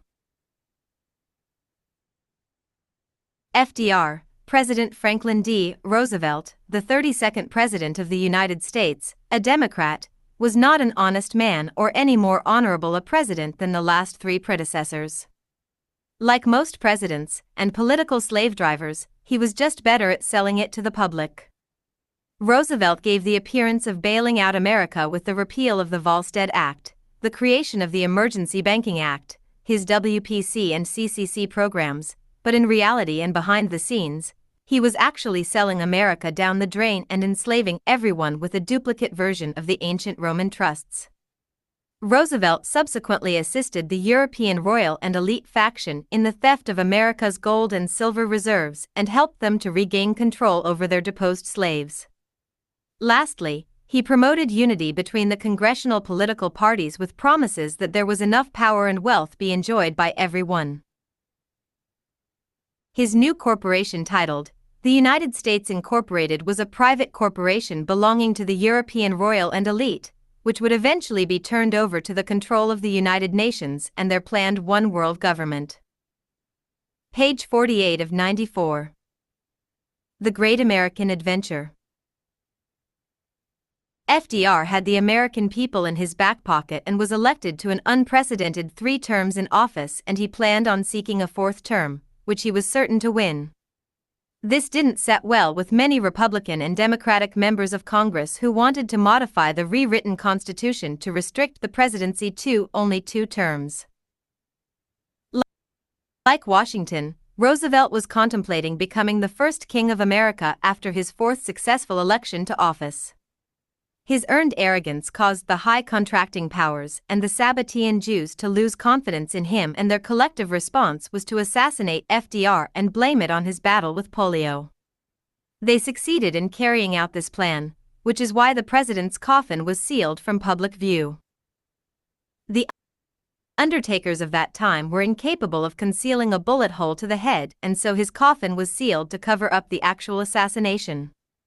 I met the undertaker's son when I lived in Virginia, a man of 78, and he told me the whole story about how his family was threatened by the Secret Service with death should Roosevelt's assassination be leaked to the press, and history was once again modified to suggest that FDR was a beloved hero and president who died in office from a long battle with polio.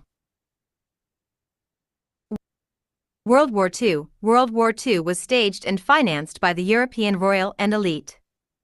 America's involvement in World War II was actually based in part upon the fact that the John D. Rockefeller and his oil empire owned all the oil rights in China. After the Japanese invaded China, Rockefeller approached President Roosevelt to demand that he commit American troops to protect his oil investments. Roosevelt and Rockefeller were members of the European cabal, and the other cabal members wanted America to enter the war. The American public was experiencing a period of isolationism, and they were totally against it.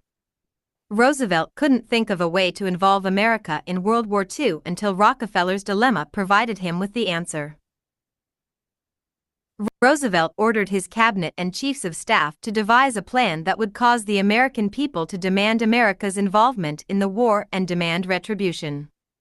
His instruction was, "We have got to make it look like it was the other guy's fault." Here's what they did. The United States had contracts with the Emperor of Japan to supply his empire with gasoline and oil, and the first thing they did was renege on those contracts. President Roosevelt then met with the Japanese ambassador in private and delivered an ultimatum that the Empire of Japan withdraw their troops from the Republic of China or Japan will suffer a military reprisal from the United States. Page 49 of 94. The Great American Adventure. The expectation was that Japan would attack America. FDR reported to the press that the ambassador for Japan and the American government had just renewed and cemented their understanding and relationship. FDR ordered the 7th Fleet to leave their safe harbor along the Pacific coast of California for Pearl Harbor, Hawaii, which would place the fleet closer to Japan's reach. Most of the ships were so old that they were on a waiting list to be decommissioned and used for target practice. Several days later, a squad of independent pilots working for the Chinese government, flying P-40 Fighting Tigers, were marked with U.S. insignias and paid to attack Japan. FDR and the CIA were able to create a news blackout of this attack under the guise of national security. After the air attack, the Emperor of Japan and his military staff began making plans to retaliate against the United States, and since Hawaii was the nearest American territory, Pearl Harbor was attacked, and the rest is history. The U.S. government did everything they could to make things appear like the Japanese attack on Pearl Harbor was instigated and based entirely upon Japanese aggression, but as I've explained, the American government has always been the bad guys and have always lied to the American public about how righteous and just they were in their judgment and behavior. Now, I know most of us have seen the movie Pearl Harbor, and I know that they did insinuate some of this. Obviously, cannot prove it.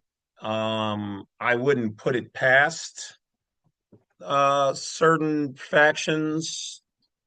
We now know that there was advanced information and things going on. But once again, use your own discernment when it comes to this information. We're not stating this as fact. There's a lot of things being made here. So it's just kind of interesting that, like, if this person, Judge Dale, has experienced all this or got all this information, like, man, they accumulated a lot as a judge. I would assume that Judge Dale was probably a federal judge, if in fact real, but seems like somebody put together a lot of information.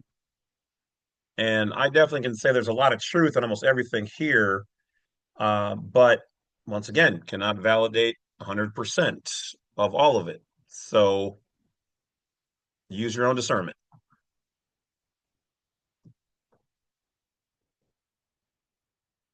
On December 7, 1941, during the attack on Pearl Harbor, President Roosevelt, Vice President Truman, and all of the chiefs of staff mysteriously could not be contacted or located. President Roosevelt and the chiefs of staff knew the date and time of Japan's planned attack from radio communications that had been intercepted weeks before December 7. Our military intelligence had broken the Japanese code a year before this event and always knew what Japan was planning and doing. I recently read that the Japanese had decided against a ground attack on America because so many Americans own weapons, which is a good reason for America to continue to keep and bear arms. The Queen of England, during the Second World War and during the Nazi aerial bombing of England, didn't anyone ever wonder why the royal palace was never hit with bombs? Well, we were all lied to by our government politicians and paid historians about the Queen, Winston Churchill, Roosevelt, and Adolf Hitler. They were all a part of the European criminal cabal. Queen Elizabeth addressed Adolf Hitler, aka Baron Rothschild, as uncle, and the Queen made a call to the Chancellor of Germany to beg her uncle not to destroy her royal palace. This is why Germany stopped its ground assault when they reached the page 50 of 94. The Great American Adventure. English Channel began an aerial assault and why no bombs ever fell on the royal palace. Winston Churchill and Adolf Hitler took their orders from the high contracting powers. Back in the USA, Henry Ford was mass-producing motors for Germany, and George Herbert Walker, Scherf, Bush and his father-in-law were providing financing for Germany through their foreign banks. The Dulles family of the Dulles International Airport in Northern Virginia acted as the middlemen between the U.S. and Germany and provided Germany with air shipments. What couldn't be airdropped was shipped to a neutral country by the merchant marines, who never knew their freight was actually earmarked for Germany. Truman, upon the death, assassination, of FDR, Vice President Harry S. Truman was sworn in as the 33rd President of the United States. There were gold reserves that belonged to the Chinese royal family that had been stolen by Japan during their invasion of China, and other gold reserves believed to be hidden by China in the Philippines. When the U.S. military failed to discover the gold, the European royal family concluded that the Japanese must have confiscated it, and so instead of supporting General MacArthur, he was evacuated to Australia, and the remaining Allied soldiers and Philippine people were sacrificed to increase the death toll and to teach the Philippine people not to lie to military intelligence. Shortly after Germany's surrender, Nazi scientists were repatriated into the United States to continue their work on jet airplanes and the atomic bomb. After the scientists perfected the A-bomb, the European royal faction gave Truman orders to drop it on Japan. The goal was to eliminate the Japanese royal family, increase the death toll, and to force Japan to disclose the location of the gold they confiscated from China and the Philippines. Most of the gold was never found because the storage places in Japan, China and the Philippines were very cleverly concealed. Shortly after the bombing of Japan, the National Security Council was visited by members of an Interplanetary Space Federation Council, or UFOs, to inform them that the use of atomic weapons in their petty wars and disputes on Earth will not be tolerated again. If I happen to skip over any of your favorite presidents like Madison, Grant, Hayes, Garfield, Arthur, Eisenhower, Nixon, Johnson, Ford, Carter or Clinton, it is not because they were exceptionally honest or good men. What I hoped to reveal in this expose was how we Americans have been lied to and ripped off by the very people we revered and idolized century. Page 51 of 94. The Great American Adventure. After century, the few good, the honest ones were openly assassinated, and the remainders who are still alive need to be hanged for treason. Of course, that is just one man's opinion. George Bush, George Herbert Walker Bush, the 41st President of the United States, was actually born under the name of George Herbert Scherf, Jr., in Germany. Like his father, he served Adolf Hitler and the Nazi government as an SS naval officer. At the beginning of the World War II, he and Otto Skorzeny, an SS officer and assassin, were instructed by Hitler's chiefs of staff to arrange for escape routes out of Germany and Europe to South America by which Germany's elite soldiers and politicians could escape capture as a backup plan. The Nazi agency that Scherf, Bush, and Skorzeny created was assigned the acronym Odessa. Their headquarters was located in Buenos Aires, Argentina, with various plantation safe houses created in Brazil, Chile and Uruguay.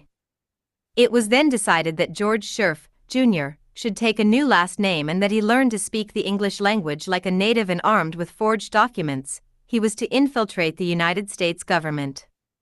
I don't know how he decided on the colonial family name of Bush, but I can speculate on that one. Bush and Skorzeny devised a plan to merge former Nazi SS officers and OSA officers into the CIA spy organization for the United States, which was a continuation of the Nazi 1,000-year plan. Air Force ace, Wild Bill Donovan and former SS officer, Allen Dulles became the CIA directors. Bill Donovan was being utilized to help sell the American public. After all, who can find fault with an American ace and war hero? George H. W. Bush became a member of the CIA and masterminded Operation Paperclip, which repatriated 155,000 Nazi soldiers into the United States after Germany's surrender, and the only criteria for repatriation was, what trade, experience or talent do you have to offer the government of the United States?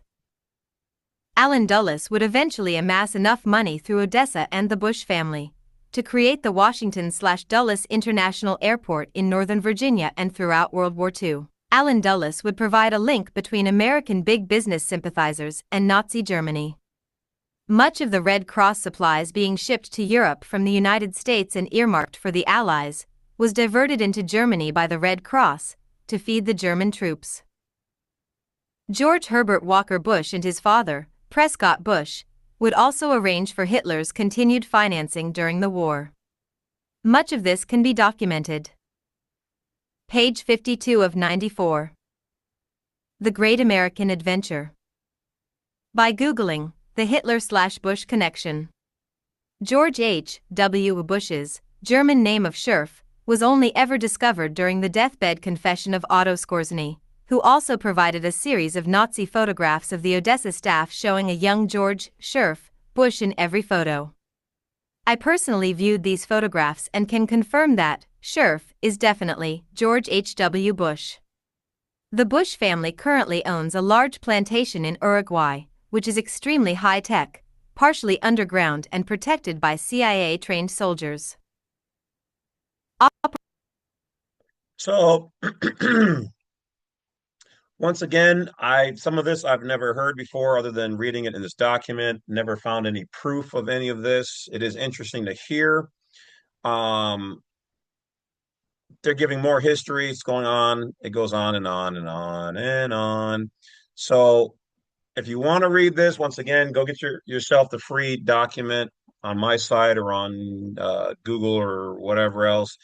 A lot of this kind of takes away from what we're here to research, so that's why I'm just going to kind of skip through some of this.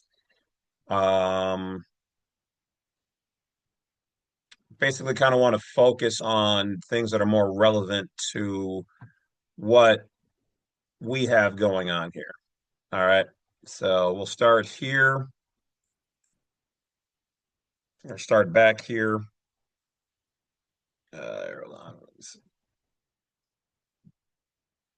No, I don't want to print it. I mean, you guys could. It's a lot of work here. Hold on. Where is it?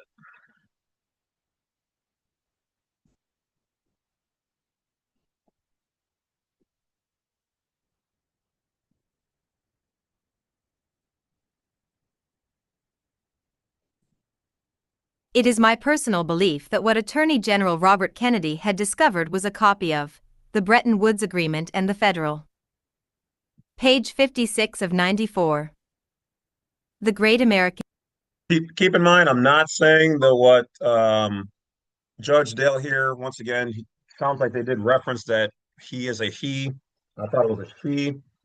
From what I found, I did find a female federal Judge Dale, but we don't know if this is a state level, Fed level, Supreme Court judge. We don't know. They keep that basically anonymous, and some people said they're not real. Some said that they are real. But nonetheless, the information is interesting. So we're going to put this under the tome of education. And if it is all true, man, this is wilder than I could believe. But I tend to believe that like usually half of almost anything you hear is real. So I'm sure there's a lot of truth. Some of it could be a perspective. If not, it does definitely seem like Judge Dale is very traveled and has um gone some places, met some people. I mean, I know I've led a kind of a wild life and interesting, but I mean, I don't know. I don't know. All I'm saying is that it's you make your own determination. But if even half the things that are in here are true, man, I mean, hell, even if one or two things are true, that is still messed up. So let's keep going. American Adventure. Reserve Act of 1913. Google Bretton Woods Agreement and the Federal Reserve Act to read about the whole insidious plot by the British Parliament and the U.S. Congress to undermine America. Senator Robert Kennedy was eventually shot and killed during his campaign for president for the same reason that got his brother killed. What we didn't know was that the gun held by Sirhan contained blanks. The actual shots that killed Senator Kennedy came from another location by a trained sniper using a silenced rifle. So once again, educationally, we're just speaking informational purposes here. I've never heard any of this. So I mean, who knows? Who knows? Um, but yeah, just take it for what it is. Just listen to the story. And all that we're saying that this is. Nonetheless, it's interesting. Rifle. Sirhan was an impoverished immigrant who had been engaged to play the patsy for Senator Kennedy's death. JFK's son, Senator John F. Kennedy, Jr., reportedly died with his family in a crash involving his private airplane. The first newsreel photographs of John's plane, as it was being extricated from the ocean, revealed positive evidence that a bomb had exploded inside the cockpit. Those pictures aired only once and were confiscated by military intelligence, and all future news photos that aired were taken from a distance. The crash was ruled accidental, but the truth was sabotage and murder, and everyone was barred from inspecting the plane's wreckage. The Federal Reserve governors, the Rothschild and Rockefeller banking empires, decided not to risk the possibility of Robert or John Jr. possibly exposing their criminal plot to control America, nor could they risk that both Kennedys might be elected president. Following John F. Kennedy's assassination, the U.S. Mint was verbally ordered to cease the printing of silver certificates, and the certificates that were distributed into the public were slowly removed from circulation by the Federal Reserve banks and destroyed. Only coin collectors own any of them, and federal law now prohibits them from ever being recirculated. Those silver certificates can only be traded between collectors and are the only U.S. dollars in existence that have any real value. Last but not least, Barack Hussein Obama, 44th President of the United States Corporation, is not a natural-born citizen and in fact has committed a fraud upon the American public. He was elected under an alias or assumed name. He was not born on a U.S. military base or installation, nor has he ever applied to be naturalized or ever petitioned to have his name changed, and his father never served as a soldier in World War II, at the age of 8. Obama's true birth name is Barry Sitoro, and he was born in Kenya, East Africa. He is a Muslim, an anti-Christian, a communist, a lawyer, a narcissist, and a liar. Now, these are pretty strong things to say. I've heard some of these rumors. There's some things I could add to what was being said here.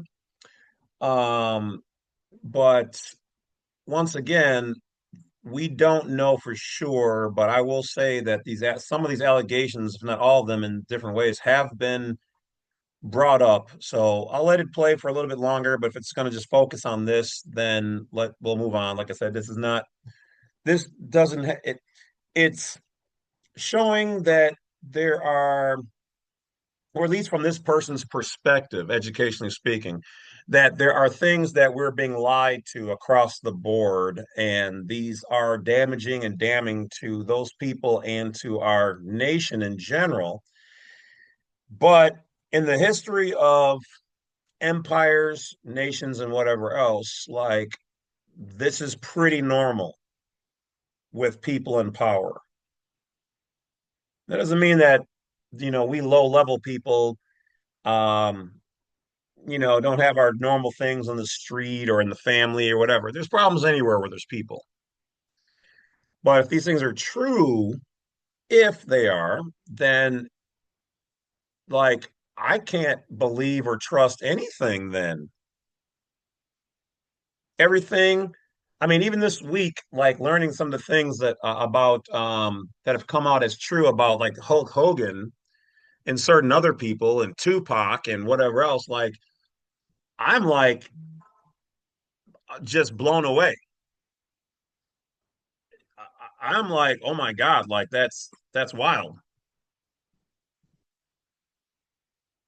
That's it, I've been learning some insane things, or at least been hearing some. Most of it has been allegations, but some of it has been proven as true. And it's like, man, everything's a lie. Like, you can't trust anything, but I mean, hell, even this country was obtained and is owned and controlled in a lie. Like, man. All right, let's keep going. See what they got to say about old Barry here. Liar. The best information that can be obtained indicates that Barack. Page 57 of 94. The Great American Adventure. Obama and John McCain had been selected by the European royal and elite to fulfill their nefarious plan for the enslavement of the world and force upon humanity a one-world dictatorship, the final chapter of the Illuminati's plan. Don't be fooled, had the public voted for McCain, we would have received the very same treatment from him. In November 2011, Obama and all but six congressmen voted to repeal the Bill of Rights, and in February 2012, the same group repealed the First Amendment. The reason nobody heard about these events is because Obama ordered a news blackout of the event. Both incidents, however, were reported on the internet natural news. So I've never seen or heard of any of this. Once again, like we found in the other segment, when cross-referenced, there's no mention of this. I don't believe they even have the power to do that. I could be wrong, but I don't believe this aspect of it. Maybe they did like a repeal of it within the U.S. Corp, but the Republic version of the Bill of Rights, Declaration of Independence, Constitution, those are still in play. They would literally have to tear up those documents, and then we, the people, would still have to co-sign because we are governed by our own consent. We are giving them consent to do what they're doing, but they still have to run it by us. We still have to agree to it. They still have to get rid of the original actual documents. And if you're gonna, but let's just say this was real, okay? Well, then the problem is that he overstepped. All of these people would have overstepped their authority, and there has to be notice in order for it to be factualized. So I don't, like I said, I believe a lot of what they're saying here, but I don't believe all of it. Is it possible that okay? But here's my problem. They're not mentioning in what official anything it was done. So what, a president can just behind her back say, okay, there's no Bill of Rights, no Constitution, no Declaration of Independence. We're done with that in the private, and it's just not there. Well, then they wouldn't have authority to be here to do anything. And they're not saying what official paper, and I don't mean like like a newspaper. I mean like the Federal Registry or this, that, or the other that this was put in, mentioned. It has to have been done somewhere. Although it's like I can't form a contract behind your back that involves you. So I don't tend to believe all of what's being said here for verbatim. I really don't. News. Barack and the European royal and elite believe that our days are limited, but I have news for them. It is their presence that is limited. Note: Washington, D.C. is a military-based, privately owned non-constitutional French corporation, which is at the seat of an illegal government entity called the United States, U.S., and not the United States of America, U.S.A. The legal control system established in Washington operates under British Maritime Admiralty law of flags, and the Queen of England is the monarch of America. Yeah, so most of this, yes, a French corporation. Well, we know the Queen of or the King of England, the City of London, the Vatican are co-owners of the District of Columbia. So, like I said, this I would say is mostly true. but there's pieces that were left out. So it's like, how are you leaving out other pieces? Down here it says they talk about that a little bit about at least about the city of London. So I don't know. Like I know certain things for to be facts, and they're not.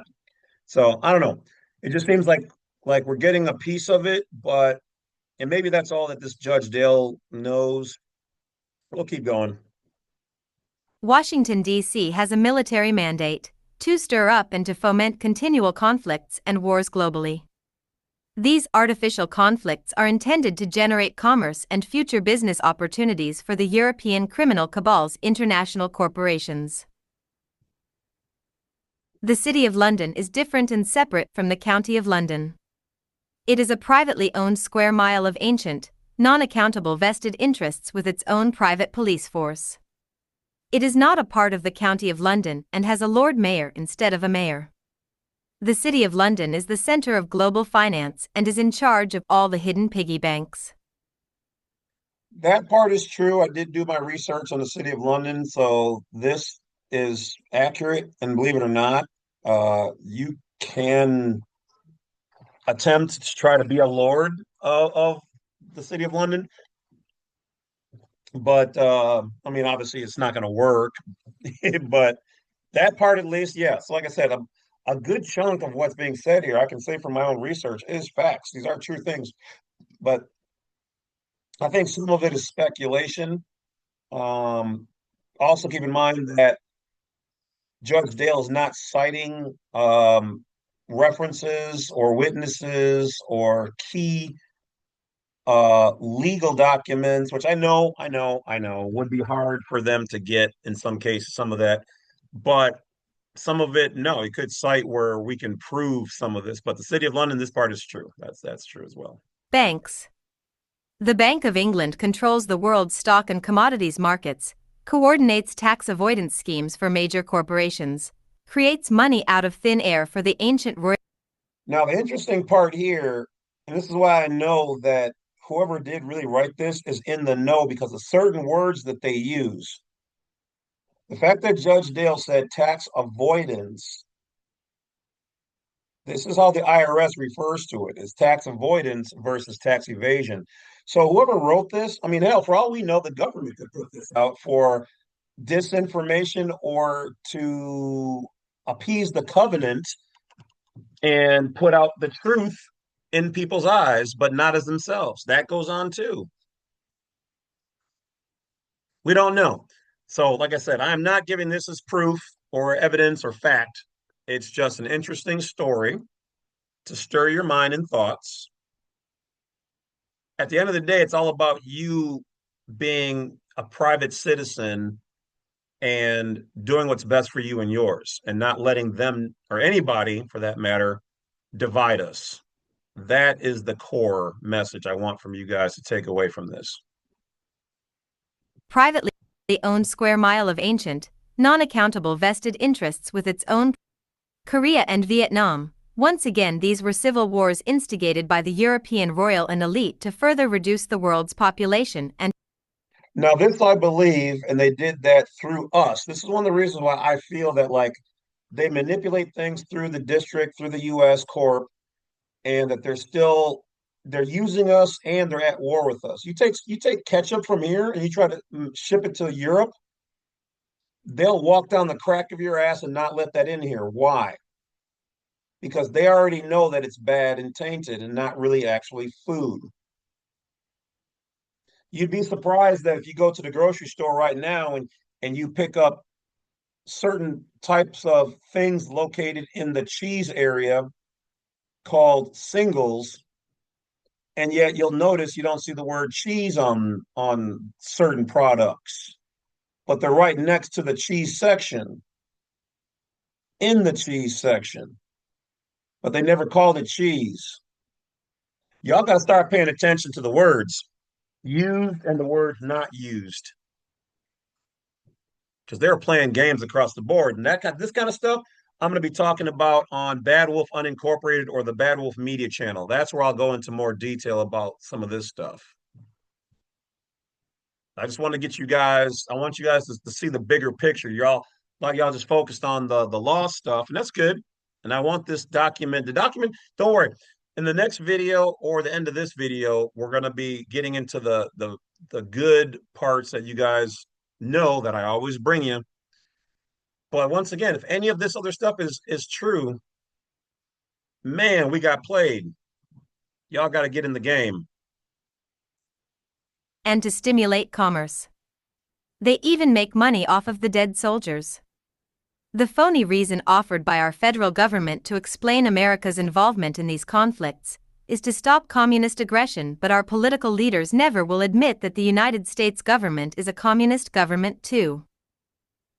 The United States government defined these conflicts as police actions because we were never supposed to win and never had any business getting. Page 58. Well, a police action, that's a policy. Police are policy enforcers. You don't see the word America on their police cruisers. You don't see America on any of the tickets they gave you. You don't. I challenge all police officers, law enforcement agencies to show me on any of their documents they've signed, tickets, patrol car, cruisers, documents, forms, the word America. I want to see America or United States of America or in God we trust. I made this challenge years ago. Not one person came forward, and I'm reissuing it again here and now. If I'm wrong, show me I'm wrong. I'll make an apology. My hand to God. And I'm not talking about you writing the word on there. I want to see that your car, the municipality, whatever else, is based, created, licensed, operated under the jurisdiction thereof, acknowledges constitutional law, America or the Republic.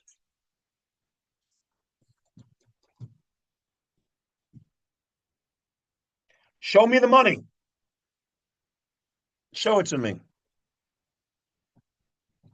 This is definitely not anything as a threat or a negative or a declaration of war, but as a non-belligerent, non-combatant, I want to see. Show me. I mean, I know a ton of police officers personally, got some in the family. Next door neighbor used to be one. He knows exactly who I am, what I do, sees my car pull in and out every day, has not once ever bothered me. Likes my car.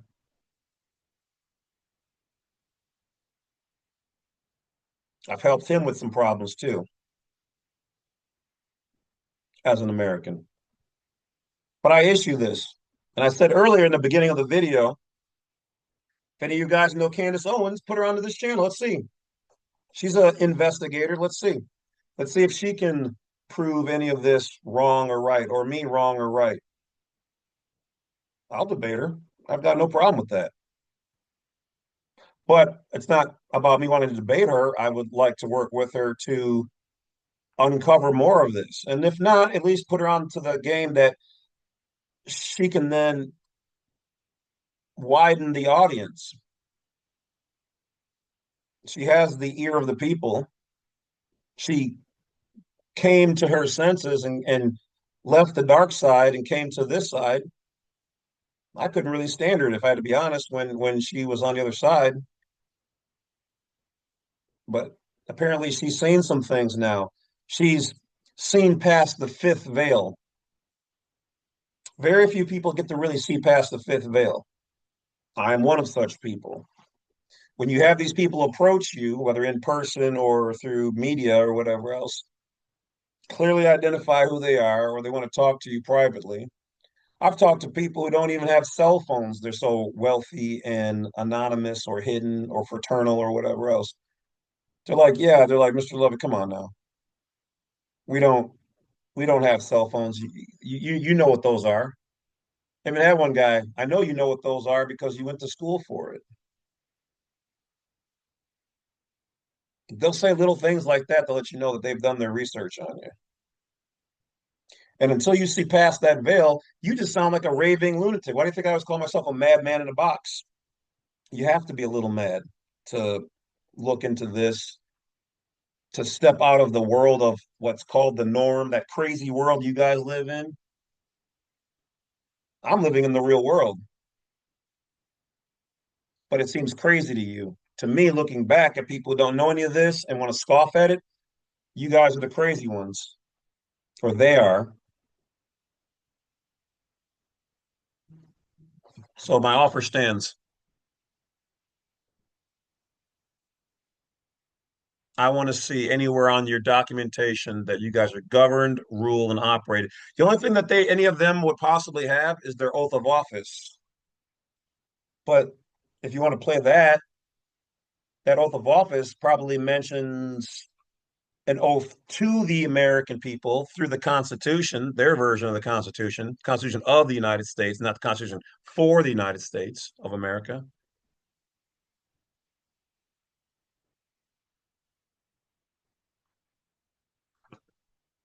But that's your oath to do a duty to us. But then they also take their oath to the bar, to the state, to the corporation. Sounds like a conflict of interest, really, to me, which is a very effective tool if you know where and how to use it. You'll get there. Let's get back to it.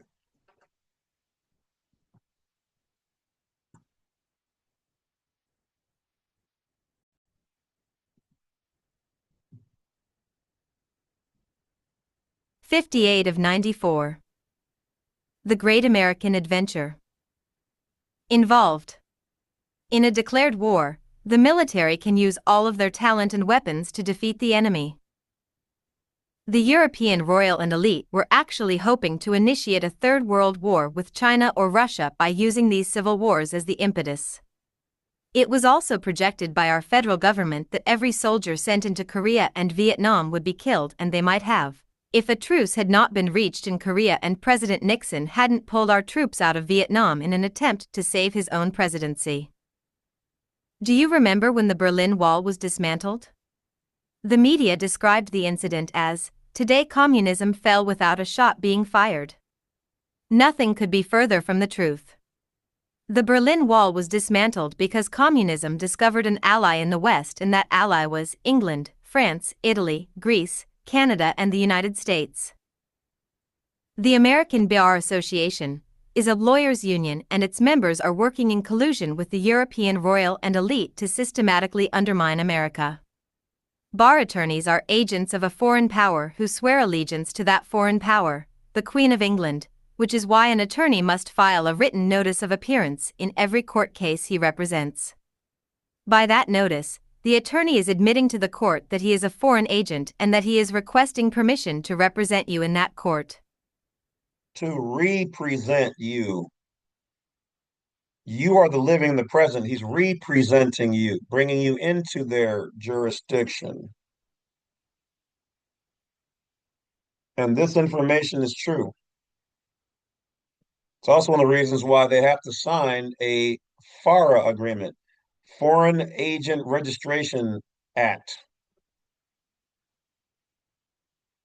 or agreement. A lot of them don't even remember. They signed it so fast and so many years ago, they don't even remember it. But it has to be there by law. And if not, then that's a problem. Just like them not having an oath of office properly signed with their full name. Court. Did you ever wonder why attorneys display an air of arrogance about them and generally only associate with other attorneys? Well, it's because they are that arrogant and believe that they are superior. They rarely associate with non-attorney because they all have something in common and could be executed for treason. Remember the proverb, "Birds of a feather flock together." Seems like a good object lesson for police officers to remember too. The same notice of appearance states that you have given your lawyer an irrevocable power of attorney, which is always used against your best interest. The lawyer cannot represent you without a power of attorney because he is a foreign agent. Lawyers will never admit this and will always contend that they are officers of the court, which means absolutely nothing.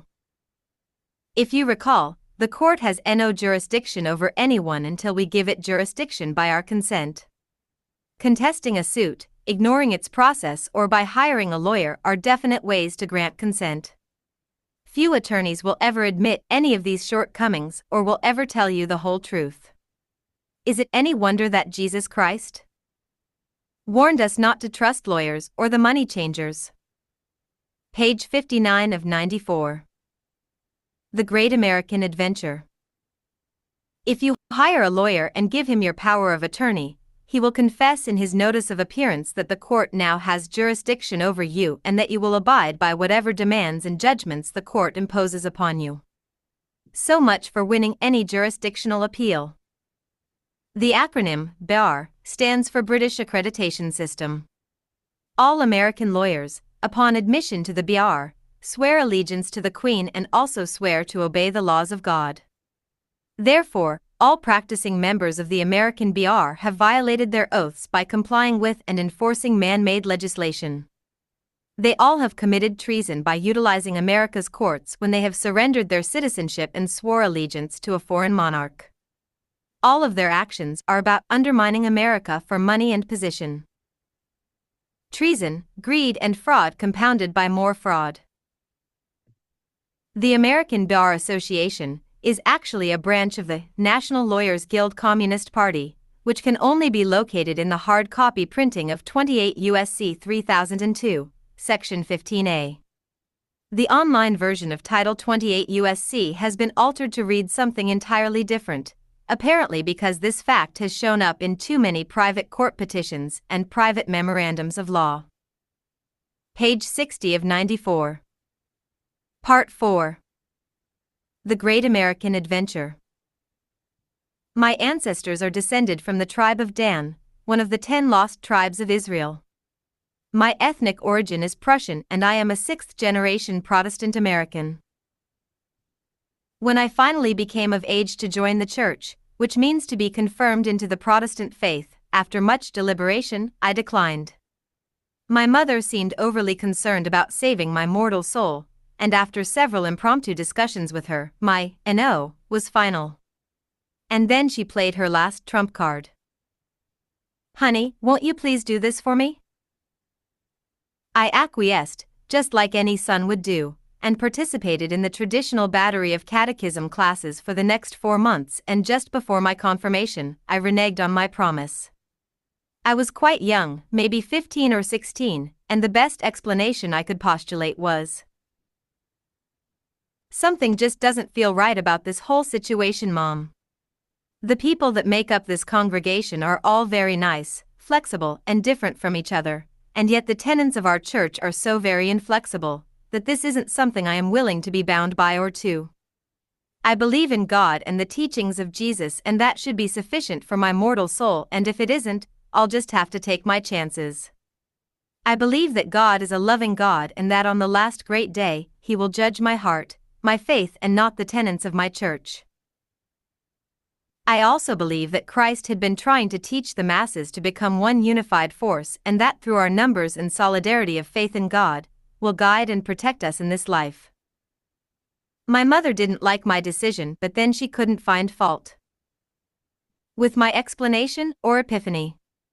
Years passed by, and it wasn't until I began to study and research law, government, and history that I finally understood the depth and value of my objection.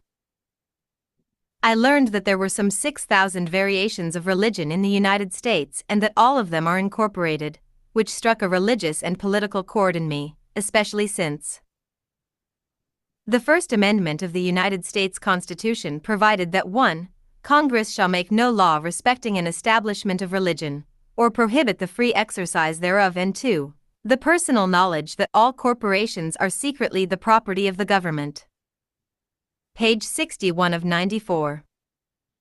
The Great American Adventure. The First Amendment of the Constitution was referring to the separation between church and state, which was intended to be a precaution against this government creating and enforcing a national religion, like what was once tried in the 15th century in England. Most Americans don't know that when a person incorporates a business in the United States, the protections being afforded to that person against personal liability is secretly the protection of the government, which means that in every new corporation, the owner unknowingly acquiesces his ownership in the business to Uncle Sam and subsequently becomes an employee of his own company. He can call himself a president, CEO, or CFO, but he is still just an employee. All commercial corporate businesses and non-profit corporations are set up the same way, which is probably a good reason to never invest in stocks, bonds, or securities, which are all manipulated by the Rothschild Bank of London, and which explains how the stock market crash of 1929 was manipulated. So all 6,000 variations of religion that have incorporated as non-profit religious entities in the United States now belong to Uncle Sam, which means that the constitutional gap between church and state is closed. Any expectations of identity or sanctuary are eliminated, and all are subject to any rules or doctrines imposed upon them by the state without the congregation ever knowing who was responsible. I also discovered that all of these non-profit incorporations have been gifted to the Holy Roman Church by Uncle Sam, and since the Roman Church is willingly and voluntarily in bed with the European criminal cabal, this is beginning to appear more like a national religion or cult, planning to go international. Back to my teenage epiphany. So the reason the Protestant tenets had required me to go through catechism classes was really about reaffirming my religious indoctrination, government slave driving, and the requirements of confirmation was about reaffirming my religious commitment or my invisible contract with the government and the Vatican. That invisible contract with the government and the Vatican may not mean or imply much right now, but in a Marxist state, it can result in my imprisonment or death, and how could I ever deny the record? The state obligates us to pay for our children, and they generally object to pay for anything unless we become dead or destitute. It is also the birth certificate that provides the police with the authority to break and enter any house under. Page 62 of 94. The Great American Adventure. Suspicion of abuse, but now the Patriot Act covers all other situations.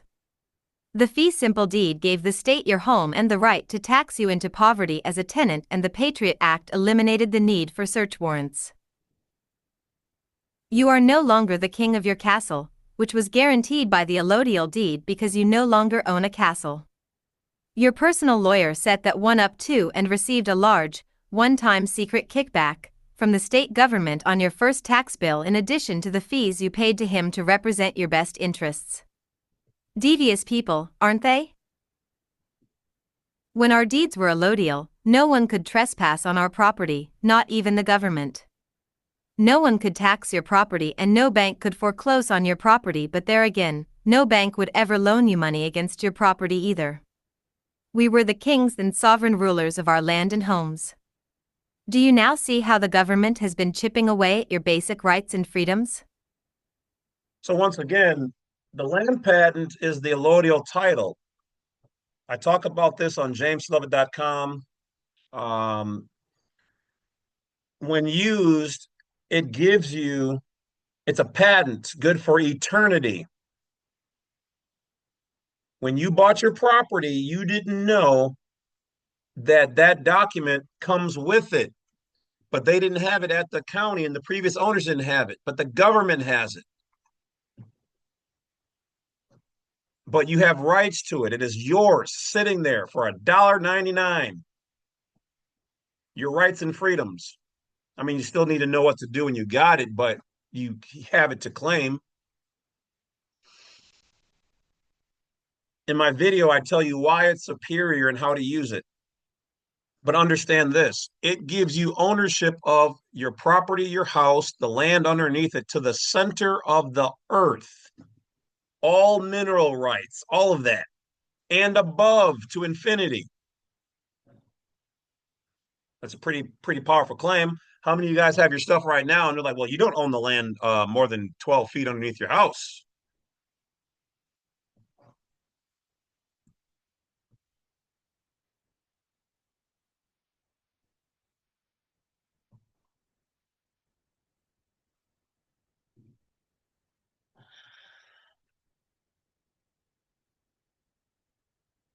You guys don't have to believe me, but I already know the people who generally watch my channel do. Some of y'all are learning. And then there's people who work for the various three-letter agencies. What's going on, guys? Glad you guys are learning. Say it doesn't bother me or offend me that you guys watch. And I know, I've been told multiple times from multiple people. We all have people, don't we? I didn't know some of this. I learned it and I'm sharing it. And I thank those people and agents who have used this information in my videos to help us to regain our rights as Americans. I think that a majority of the people that watch my channel that will see these, even if you don't like me, even if you don't like what I'm saying, if you're truly an American, you weren't born somewhere else and came here as a spy and a traitor to these United States of America and to the Declaration for the United States of America. If you're not one of them, I would think that you would be like, man, I don't want to believe this guy, but if what he's saying is true, there's some truth to that. You'd be a little pissed off. Now, remember, we're not belligerents or combatants here. We're just here about the truth. So once again, I challenge you guys to do your own research. But I don't really care about it's interesting to know those things, but I don't care about that. At the end of the day, like I said, I just want to live better. I just want to be private. I'm not in the game, so to speak, as far as like I'm trying to make a big move or whatever else. That's not for me. That's maybe for the future generations. There's not enough people in the game for me to be like, okay, let's move, let's do something. Let's But if enough of you guys start to understand this information and feel some type of way, you're going to need to start sending out your right to travel packets to your aldermen, your congress people, your senators. You're going to need to start petitioning for your freedoms, maybe even asking the government to create a new type of police or agency that you can run to and ask for help or protection from rogue police officers, rogue sheriffs, rogue judges. They do damage against you and it's instantaneous. It takes you time, money, effort, balls, years to fight them or to learn this stuff. I've been through all that. I'm good. Looking at my watch here as a madman, doesn't actually have a watch right here. Retirement for me is around the corner. If y'all want it, y'all better get it. I put 30 years in. I'm not going to put another 30 years. I won't even be around here that long. Another 30 years, that ain't going to happen.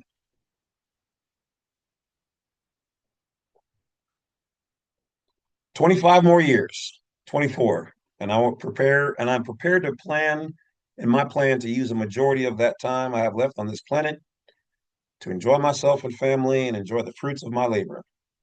So I help you guys. You guys help me. Appreciate it in advance. I'm passing the torch on to you guys. Like I said, I'm not quitting today. But if y'all think, well, some of y'all thought I was a young kid, like I was like 20 years old or 30 or something like that. No, no, no. That was 20 or 30 years ago.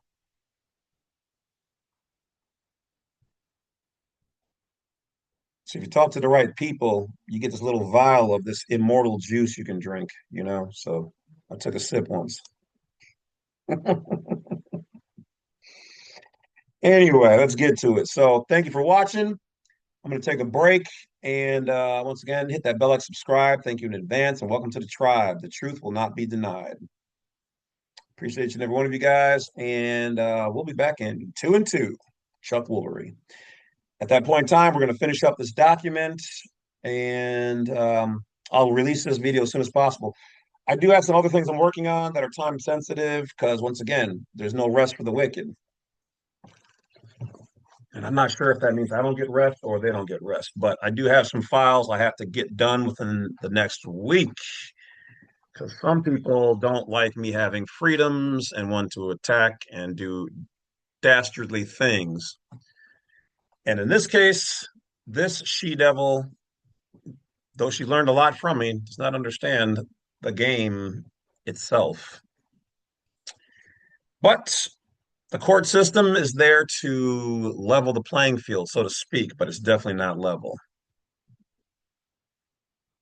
As we go forward, I will give you guys the information when I am done once again dealing with what I got to deal with. And then I make videos on it. How do you think I got here or this good at this stuff? They just decided to attack somebody who they probably should have made an ally instead of what they did. All right, guys, that's it. Bad Wolf's out. I hope that you guys appreciate and like this information. I've got a number of different videos, notes, and things you can see on here to make and do for you guys. And then I'm going to take a break overall and make a lot less videos. Why? Because I have more books that I bought, even though I said I wasn't going to, and I need to read through these things to learn more than what I've already learned, to be even more effective at what I do as the defiant one. Wolf totem, baby. So, all right, that's it. Go do something great. As we wind down this summer season into the cooler months, take care of yourselves. Stay away from the CVD, like 52 or whatever the hell we're on right now. Keep your bodies healthy, your mind sharp. Take time for yourselves. I'll tell you one of the things that has helped me for a lot of people out there here taking like sleep aids and they feel tired in the morning without their coffee or whatever else, which some coffee is good for you, but don't use that as a mandatory thing, okay, or a normal thing, routine. Get you some not telling you what to do. I'm just saying this is what I've done is I went and bought electrolyte powder. Okay. And actually came as a recommendation from what is his name on YouTube? It's a doctor, well-known doctor. He recommended. And in there, there's like potassium, sodium, magnesium, and a couple other things in there, some B vitamins all in one. And it is a fire thing for me in the morning. It has helped me a lot. I mean, I'd say like 60, 70% better in the morning. I'm not a morning person. And then it also does have some health benefits, but as always, check with your doctor before doing anything. I'm not a doctor. I'm not licensed in anything, any of those things.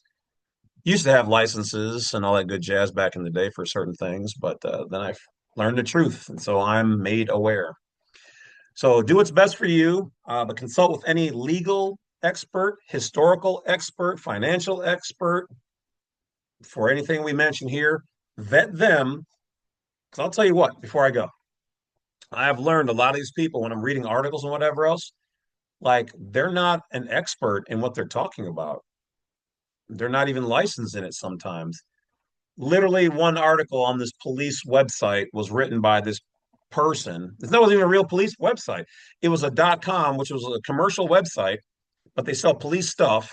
But they had a lady on there with an article, and I researched her, and she's a mental therapist doctor, and she's talking about how I think it was like right to travel is not a thing. Do you know how crazy and insane that whole thing is? Just what they call it prima facie. So on first glance, it looks good. I was like, man, licensed professional came and said some stuff. Let me read this. And it's on a police website. And then I started researching it further, and it was all a sham. It's not a police station. They just sell to police. And she's not a legal director or assistance or trained licensed in law.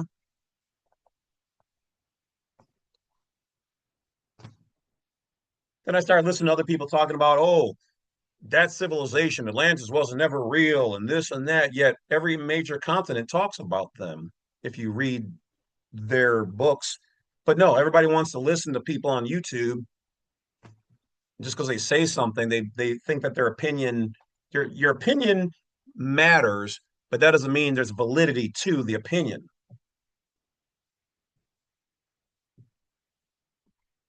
I'll see you guys in the next video. Thanks for watching. Appreciate your time. Have a great day.